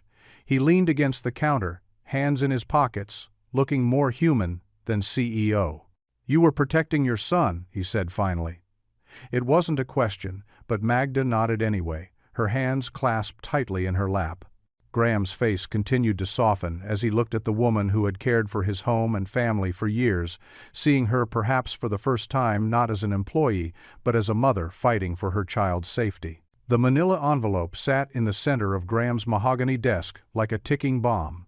Eleanor stood by the window, her hand pressed against the cool glass, while Magda perched stiffly on the edge of a leather chair, her work uniform still crisp despite the late hour. Graham's fingers drummed an anxious rhythm on the desk's surface. Open it, Eleanor said quietly. The truth needs light, son. Graham's hands trembled slightly as he picked up the envelope. The paper crackled as he broke the seal, the sound sharp in the tense silence. He pulled out a single sheet and unfolded it, his eyes scanning the medical letterhead. Well? Eleanor's voice was gentle but firm. Graham let out a long breath. The test is negative. There is no genetic match. He looked at Magda, whose shoulders had begun to shake. I am not Timo's father. Magda covered her face with her hands, tears seeping between her fingers. I am so sorry, she whispered. So sorry for all this trouble. Eleanor crossed the room and sat beside Magda, wrapping an arm around the younger woman's shoulders. Child, dry those tears. You were protecting your boy the only way you knew how. Graham set the paper down and stood, walking to the window. Below, he could see the lights of news vans parked at the estate's gate. "Why didn't you just tell me the truth from the beginning? When Timo said those words in the garden?" Magda wiped her eyes with the back of her hand. "I was afraid. When my ex-husband started looking for us again, she swallowed hard. I told Timo that Mr. Brandt was his father because I thought no one would dare hurt the son of such a powerful man. I never meant for him to say it out loud. I never meant for anyone to know. Your ex-husband." Graham turned from the window. "He was abusive?" Magda nodded, her fingers twisting in her lap. "He would drink then." She shuddered. "When I found out I was pregnant, I knew I had to leave. I came to America, changed our names. But last month, someone said they saw him in Seattle." Eleanor's grip on Magda's shoulder tightened. "Why didn't you ask for help?" "I clean houses," Magda said simply. "I am nobody. Who would believe me over him? Who would help?" Graham walked back to his desk and sank into his chair. The weight of his recent actions pressed down on him. He'd been so focused on protecting his company's reputation, he'd forgotten about protecting the actual people under his roof. "I do understand fear," he said quietly. "When my wife died, I was terrified of failing Caleb. So I tried to control everything, make everything perfect. But perfect isn't real, is it?" "No," Eleanor agreed. "It surely isn't." A commotion outside drew their attention. Camera flashes lit up the darkened grounds like lightning. Reporters had somehow gotten past the first gate. "They'll want a statement," Graham said, standing again. "They'll want to know the results." "Mr. Brandt," Magda started, rising anxiously. "Please, Timo and I will leave quietly. We can go somewhere else." "No." Graham's voice was firm. "No more running, Ms. Santos. Not for you, not for any of us." Eleanor smiled slightly. "What are you thinking, son?" Graham straightened his tie, a determined look crossing his face. "I'm thinking it's time to redefine what success looks like in the Brandt household." He turned to Magda. "You and Timo aren't going anywhere. In fact, I'm giving you a raise and permanent housing in the guest cottage. And I'm hiring security, not to keep reporters out, but to keep you and your son safe." Magda stared at him, fresh tears spilling. "But why? After all this scandal?" "Because it's the right thing to do." Graham picked up his phone. "And speaking of right things, I need to make another call. To Ruth." The shouting outside grew louder. Camera flashes continued to strobe through the windows. Graham could make out fragments of their questions. "Mr. Brandt, is it true? Is the housekeeper's son your heir?" He looked at the two women, his mother, strong and sure in her faith, Magda, who had carried her burdens alone for so long. Then he thought of Ruth, who had seen the truth in Caleb when everyone else saw only problems, and Caleb himself finally starting to believe in his own worth. "They want a statement," he said, straightening his shoulders. "But this time, I'm not sending out the PR team. This time, they're going to hear the truth, about courage, about dignity, and about what really matters." Eleanor squeezed Magda's hand. "Go on then, son. Show them what real success looks like." Through the window, they could see the crowd of reporters gathering at the front steps. Microphones extended, cameras at the ready. Graham adjusted his cuffs, took a deep breath, and reached for the door handle. Graham Brandt stood behind the heavy oak doors of his estate, listening to the buzz of reporters gathering outside. His hand smoothed his silk tie, a habit from countless press conferences. But this time, no PR team huddled around him with talking points. No crisis managers whispered damage control strategies in his ear. "Are you sure about this?" Eleanor touched his arm gently. "The board won't like it." Graham's shoulders straightened. "For once, Mother, I don't care what they like." He pushed through the doors and stepped into the late afternoon light. Camera flashes exploded like lightning, and microphones thrust forward like accusing fingers. The questions came rapid fire. "Mr. Brandt, is the boy yours? Did you have an affair with your housekeeper? Will there be a settlement?" Graham raised his hands, and the shouting gradually died down. His throat felt dry. He glanced back at the house, at the window where he knew Caleb was watching. His son's silhouette was clear against the glass, arms crossed, headphones probably clamped tight against the world. "I have a statement to make," Graham began, his voice carrying across the manicured lawn. "But not the one you're expecting." He pulled a folded paper from his pocket. Not a prepared statement, but Ruth's final note about Caleb's progress. "First, the DNA test confirms what Ms. Santos has now clarified. I am not Timo's biological father, but that's not why I'm standing here." More flashes. More shouting. Graham held up his hand again. "I'm here because I failed, not in the way the tabloids suggested, but in ways far more important." His voice cracked slightly. "I failed my own son by refusing to see his struggles. I failed Miss Santos by allowing gossip to threaten her dignity and security. And I failed Miss Ellison, who taught my boy to believe in himself for the first time in his life." The reporters fell silent, pens hovering over notepads. This wasn't the calculated response they'd expected from the tech billionaire. "My son has dyslexia," Graham continued, his voice stronger now. "For years, I saw it as weakness. I pushed him harder, hired tutors who made him feel stupid, and watched him retreat behind headphones because music was the only place he felt safe." He unfolded Ruth's note. "Then Miss Ruth Ellison came into our lives. She saw what I couldn't, or wouldn't. She taught him to read with rhythm, to find his voice through music. And when this scandal broke, instead of protecting that progress, I let fear of bad press destroy it." Graham turned to gesture at the house. "Miss Santos has worked in this home for 7 years. She's raised her son alone, fleeing an abusive situation I knew nothing about because I never bothered to know her story. When she told Timo I was his father, it wasn't for money or scandal, it was a desperate mother's attempt to keep her child safe." Magda appeared in the doorway, Timo's small hand in hers. Graham's voice softened. "She deserved better than suspicion. Her son deserved better than whispers." A reporter called out, "What about the board's ultimatum?" Graham's jaw tightened. "Effective immediately, Ms. Santos is reinstated with a raise and secure housing. Ellison will return not as a tutor, but as director of the new Brant Learning Labs, where we'll help other children like my son." He squared his shoulders.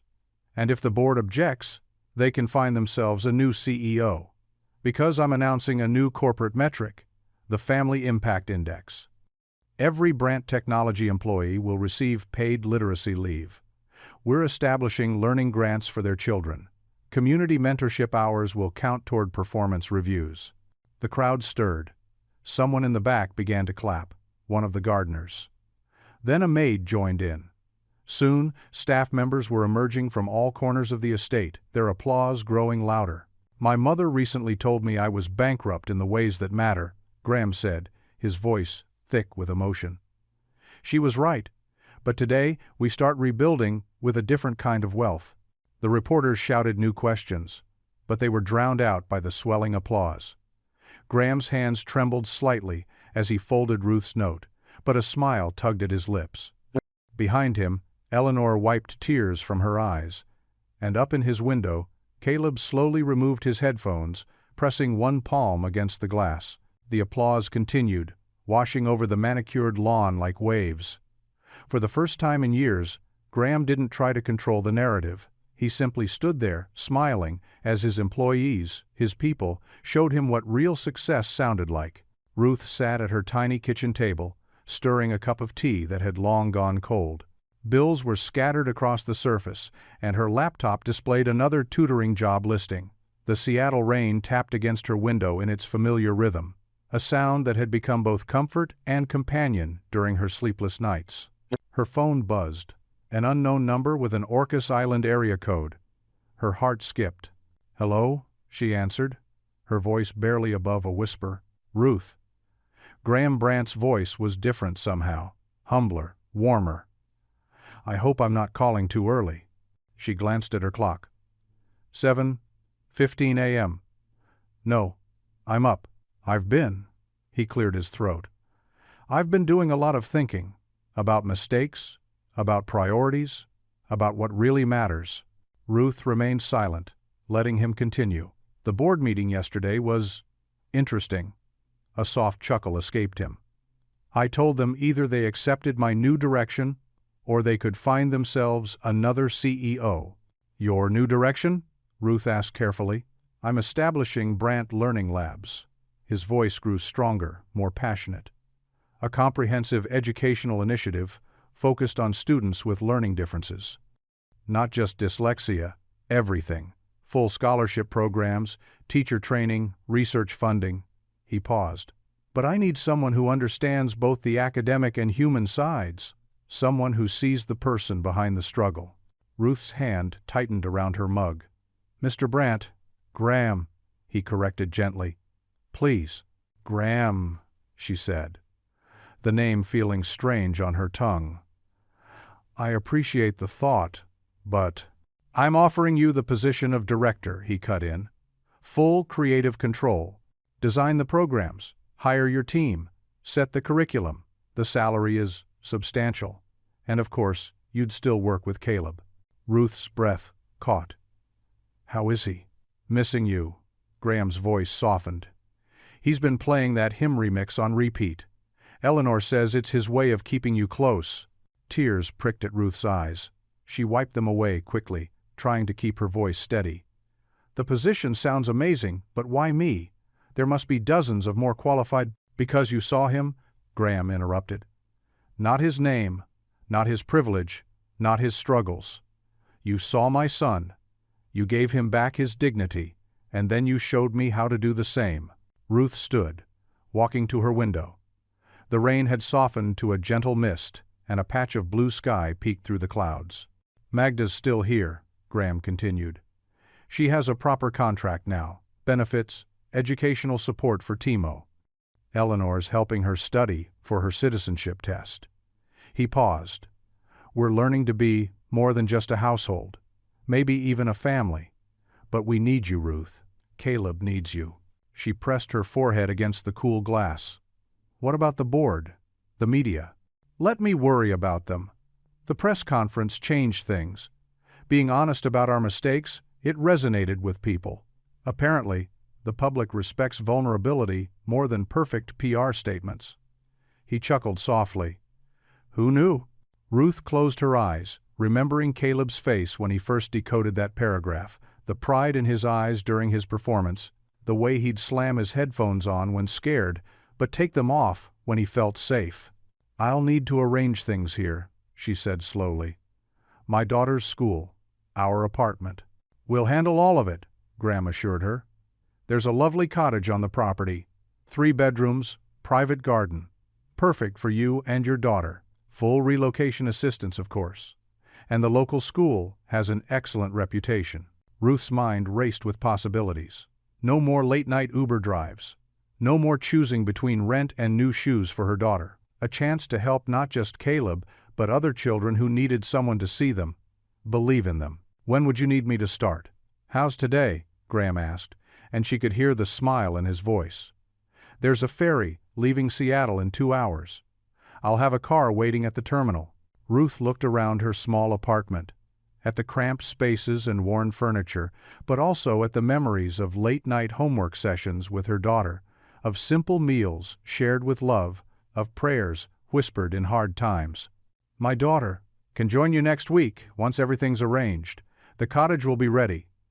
Eleanor's already planning welcome baskets for both of you. Ruth took a deep breath. Yes, she said finally. Yes, I'll come. The ferry ride felt different this time. The gray waters sparkled with possibility, and the islands emerged from the mist like promises waiting to be kept.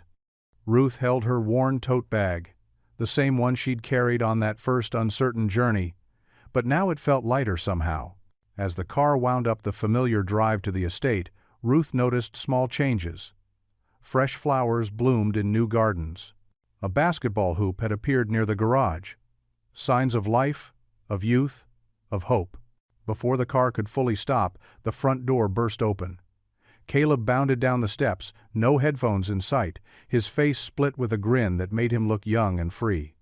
Ruth barely had time to step out before he crashed into her, wrapping her in a tight hug that spoke of all the words he couldn't say. You came back, he whispered into her shoulder. Sunlight streamed through the tall windows of the newly renovated Brant Learning Labs, casting warm patches across the polished hardwood floors.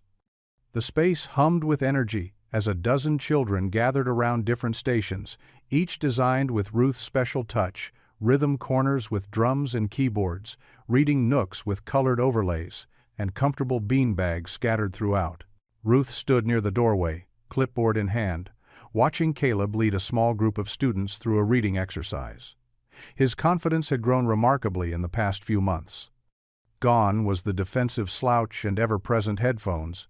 Instead, he stood tall, his eyes bright with purpose, as he demonstrated the rhythm-reading technique Ruth had first used with him. "Okay, guys," Caleb said, tapping out a steady beat on the desk. "Remember what we learned? Each syllable gets its own clap.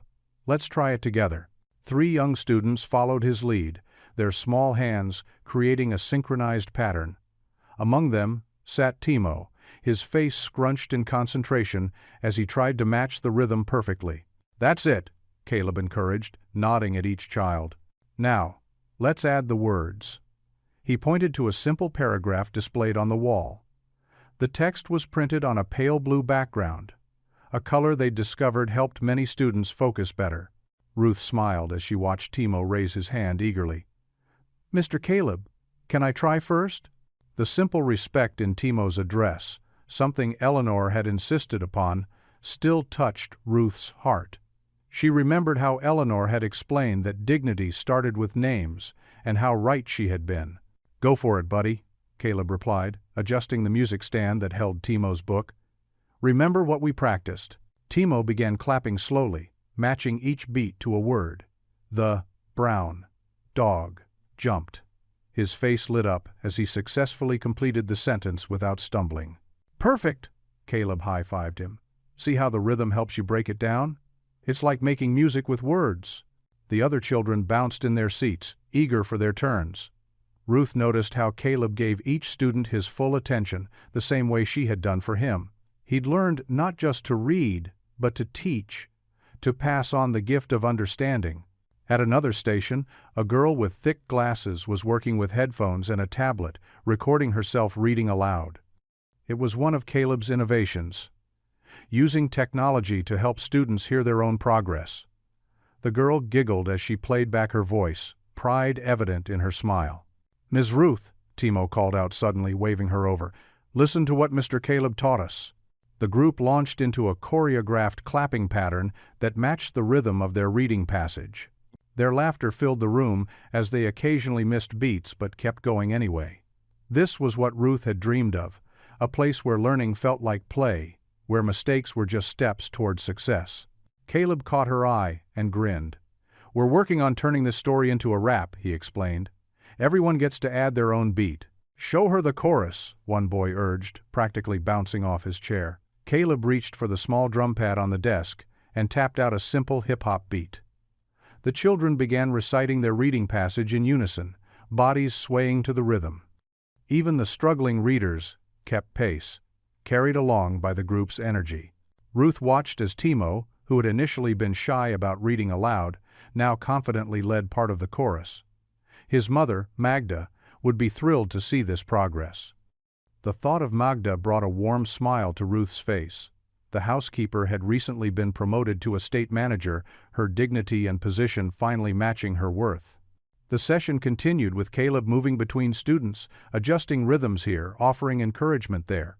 He had an intuitive understanding of when to push and when to pause, born from his own journey through learning differences.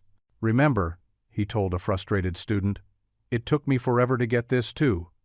But the beat never lies. It's always there to help you break it down." Ruth made notes on her clipboard, documenting the success of their rhythm-based approach. The data would help expand the program to other schools, something Graham had already begun funding through the new Family Impact Index. Near the end of the session, Timo proudly showed off a paragraph he'd been practicing at home. "Mommy helps me with the clapping now too," he announced. "She says I'm getting as good as Mr. Caleb." "Even better," Caleb replied, ruffling the boy's hair. "You're going to be teaching me soon." The room buzzed with accomplishment and joy. Children who had once dreaded reading were now raising their hands to volunteer. Parents waiting in the observation area whispered and pointed, hope replacing worry on their faces. Ruth felt a presence behind her and turned slightly. There, In the doorway stood Graham Brandt. His usual business suit was replaced by casual weekend wear, and he watched the scene before him with undisguised emotion. His eyes were fixed on Caleb. Caleb who was standing tall. Caleb who was leading. Caleb who had found his voice and his purpose. Pride glistened in Graham's eyes as he observed his son guiding another student through a difficult passage. The transformation wasn't just in Caleb's reading ability, it was in his spirit, his confidence, his understanding that his differences were actually gifts to be shared. The familiar aroma of Eleanor's homemade vegetable soup wafted through the estate kitchen, mingling with the sweet scent of freshly baked cornbread. Magda stood at the counter, expertly folding lumpia wrappers around a savory filling, her hands moving with practiced grace. The kitchen, once a place of whispers and tension, now buzzed with warmth and chatter. "Miss Santos, those smell amazing," Caleb said, leaning over the counter to watch her work. His eyes sparkled with genuine interest, so different from the guarded teenager he'd been months ago. Magda smiled, her shoulders relaxed and confident. "Would you like to learn how to make them, Mr. Caleb?" She always used the formal address Eleanor had insisted upon, but now it carried affection rather than distance. "Yeah, show me." Caleb moved around the counter, and Timo scooted his chair closer to watch his mother teach. Ruth sat at the large wooden table, cradling a mug of tea between her hands. She watched as Magda demonstrated the proper folding technique, Caleb's long fingers attempting to copy her movements. The lumpia kept falling apart in his hands, making Timo giggle. "Like this," Timo said, reaching for a wrapper. "Mama showed me last week. You have to tuck it tight, like making a tiny blanket." Eleanor wiped her hands on her apron and settled onto a chair next to Ruth. "Would you believe this kitchen used to be so quiet you could hear a pin drop?" she mused, her eyes twinkling. "The Lord does work in mysterious ways." "He surely does," Ruth agreed, thinking back to that first uncertain ferry ride to the island. Who could have predicted this scene would unfold from that desperate leap of faith? The kitchen door swung open, and Graham entered, his tie loosened and sleeves rolled up. The room didn't fall silent, as it once would have. Instead, Timo waved enthusiastically, sending a cloud of cornstarch into the air. "Perfect timing," Eleanor called out. "We need someone tall to reach the big soup pot on the top shelf." Graham chuckled, a sound that had become wonderfully common. "I see how it is, Mother. I'm just the kitchen helper now?" "Among other things," Eleanor replied with a knowing smile. As Graham retrieved the pot, Caleb held up his first successfully folded lumpia. "Dad, look! Miss Santos is teaching me Filipino cooking." "Better than those protein shakes you used to live on," Graham said, setting the pot on the stove. He squeezed his son's shoulder gently, a gesture that would have been unthinkable months ago. Eleanor stood, smoothing her apron. "Before we eat, let's sing Grace." She moved to the old piano in the corner, her fingers finding the familiar keys of an old hymn. Caleb and Timo exchanged excited glances. They had been working on adding rhythm to Eleanor's traditional hymns, creating something uniquely their own. Timo grabbed 2 wooden spoons, while Caleb pulled out the small electronic drum pad he now carried instead of defensive headphones. Eleanor's clear voice filled the kitchen. "Amazing Grace, how sweet the sound." The boys added their beat, Timo tapping the spoons against a pot, while Caleb's fingers created a gentle percussion line. Their rhythm perfectly complemented Eleanor's playing, neither overwhelming nor competing with the melody. Ruth's voice joined Eleanor's, then Magda's, her accent adding a beautiful lilt to the familiar words. Graham didn't sing, he never did, but his foot tapped in time with his son's beat. When the last note faded, Magda wiped happy tears from her eyes. "Beautiful," she whispered, pulling Timo close.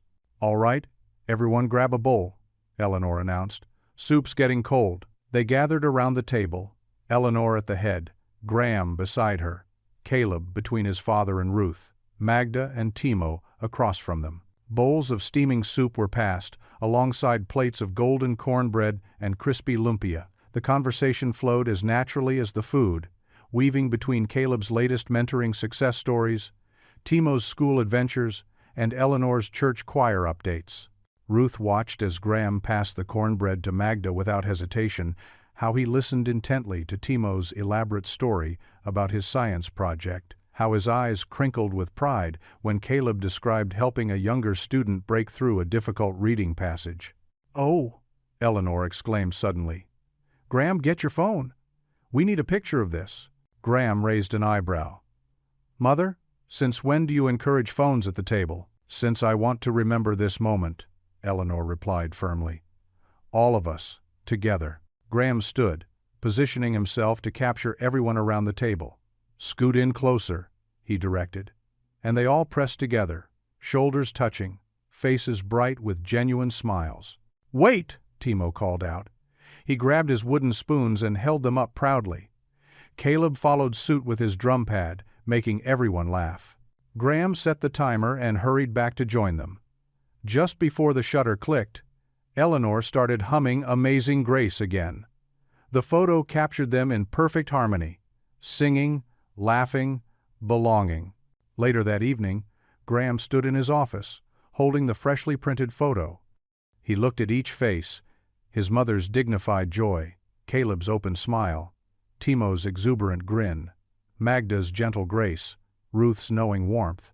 His own face surprised him most of all. Gone was the careful mask of the billionaire CEO, replaced by something real and unguarded. Slowly, deliberately, he placed the photo on his desk, right next to the quarterly financial reports. The contrast between the documents couldn't have been starker. One full of numbers and projections, the other capturing something far more valuable. Graham sat in his office, the late afternoon sun casting long shadows across his polished desk. Before him lay two reports. One familiar, filled with profit margins and quarterly projections, the other entirely new. The Family Impact Index sparkled with different metrics. Hours mentored, children supported, families strengthened. His fingers traced the numbers. 247 tutoring hours this month alone, 50. 2 students receiving specialized support, 15 families given educational assistance. Each figure represented a story, a child like Caleb who just needed someone to believe in them. The photo beside the report caught his eye. It was from last Friday's kitchen, gathering Caleb's arm draped casually over Timo's shoulders as they laughed at something Ruth had said. Magda stood proudly next to Eleanor, both women sharing a knowing smile. And there he was, Graham himself, looking more relaxed than he'd felt in years, his tie loosened, sleeves rolled up, a genuine smile on his face. He picked up his phone, dialing the board chairman's number. "Jim, those impact metrics we discussed? I want them included in the next shareholder report." Front page.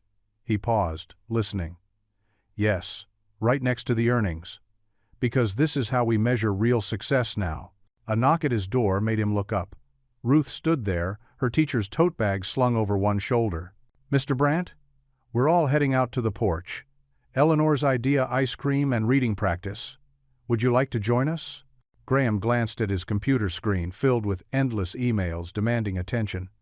Then he looked at the photo again, at his son's bright eyes and easy smile.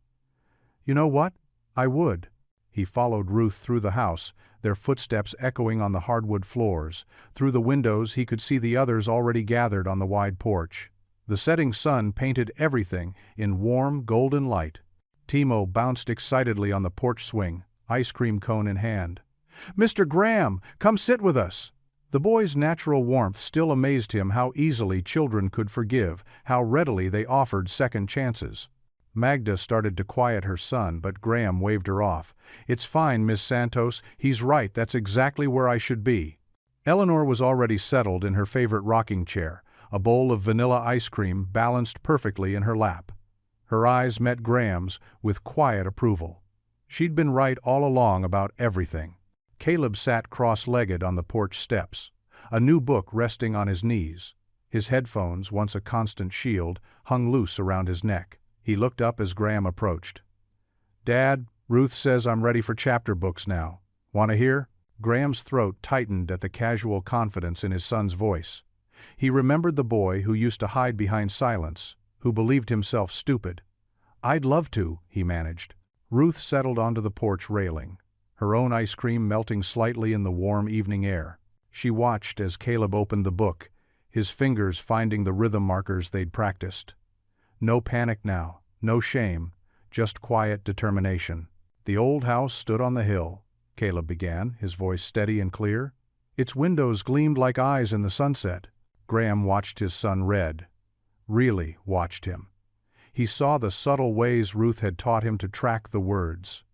The gentle tapping of his finger that kept the rhythm of the sentences.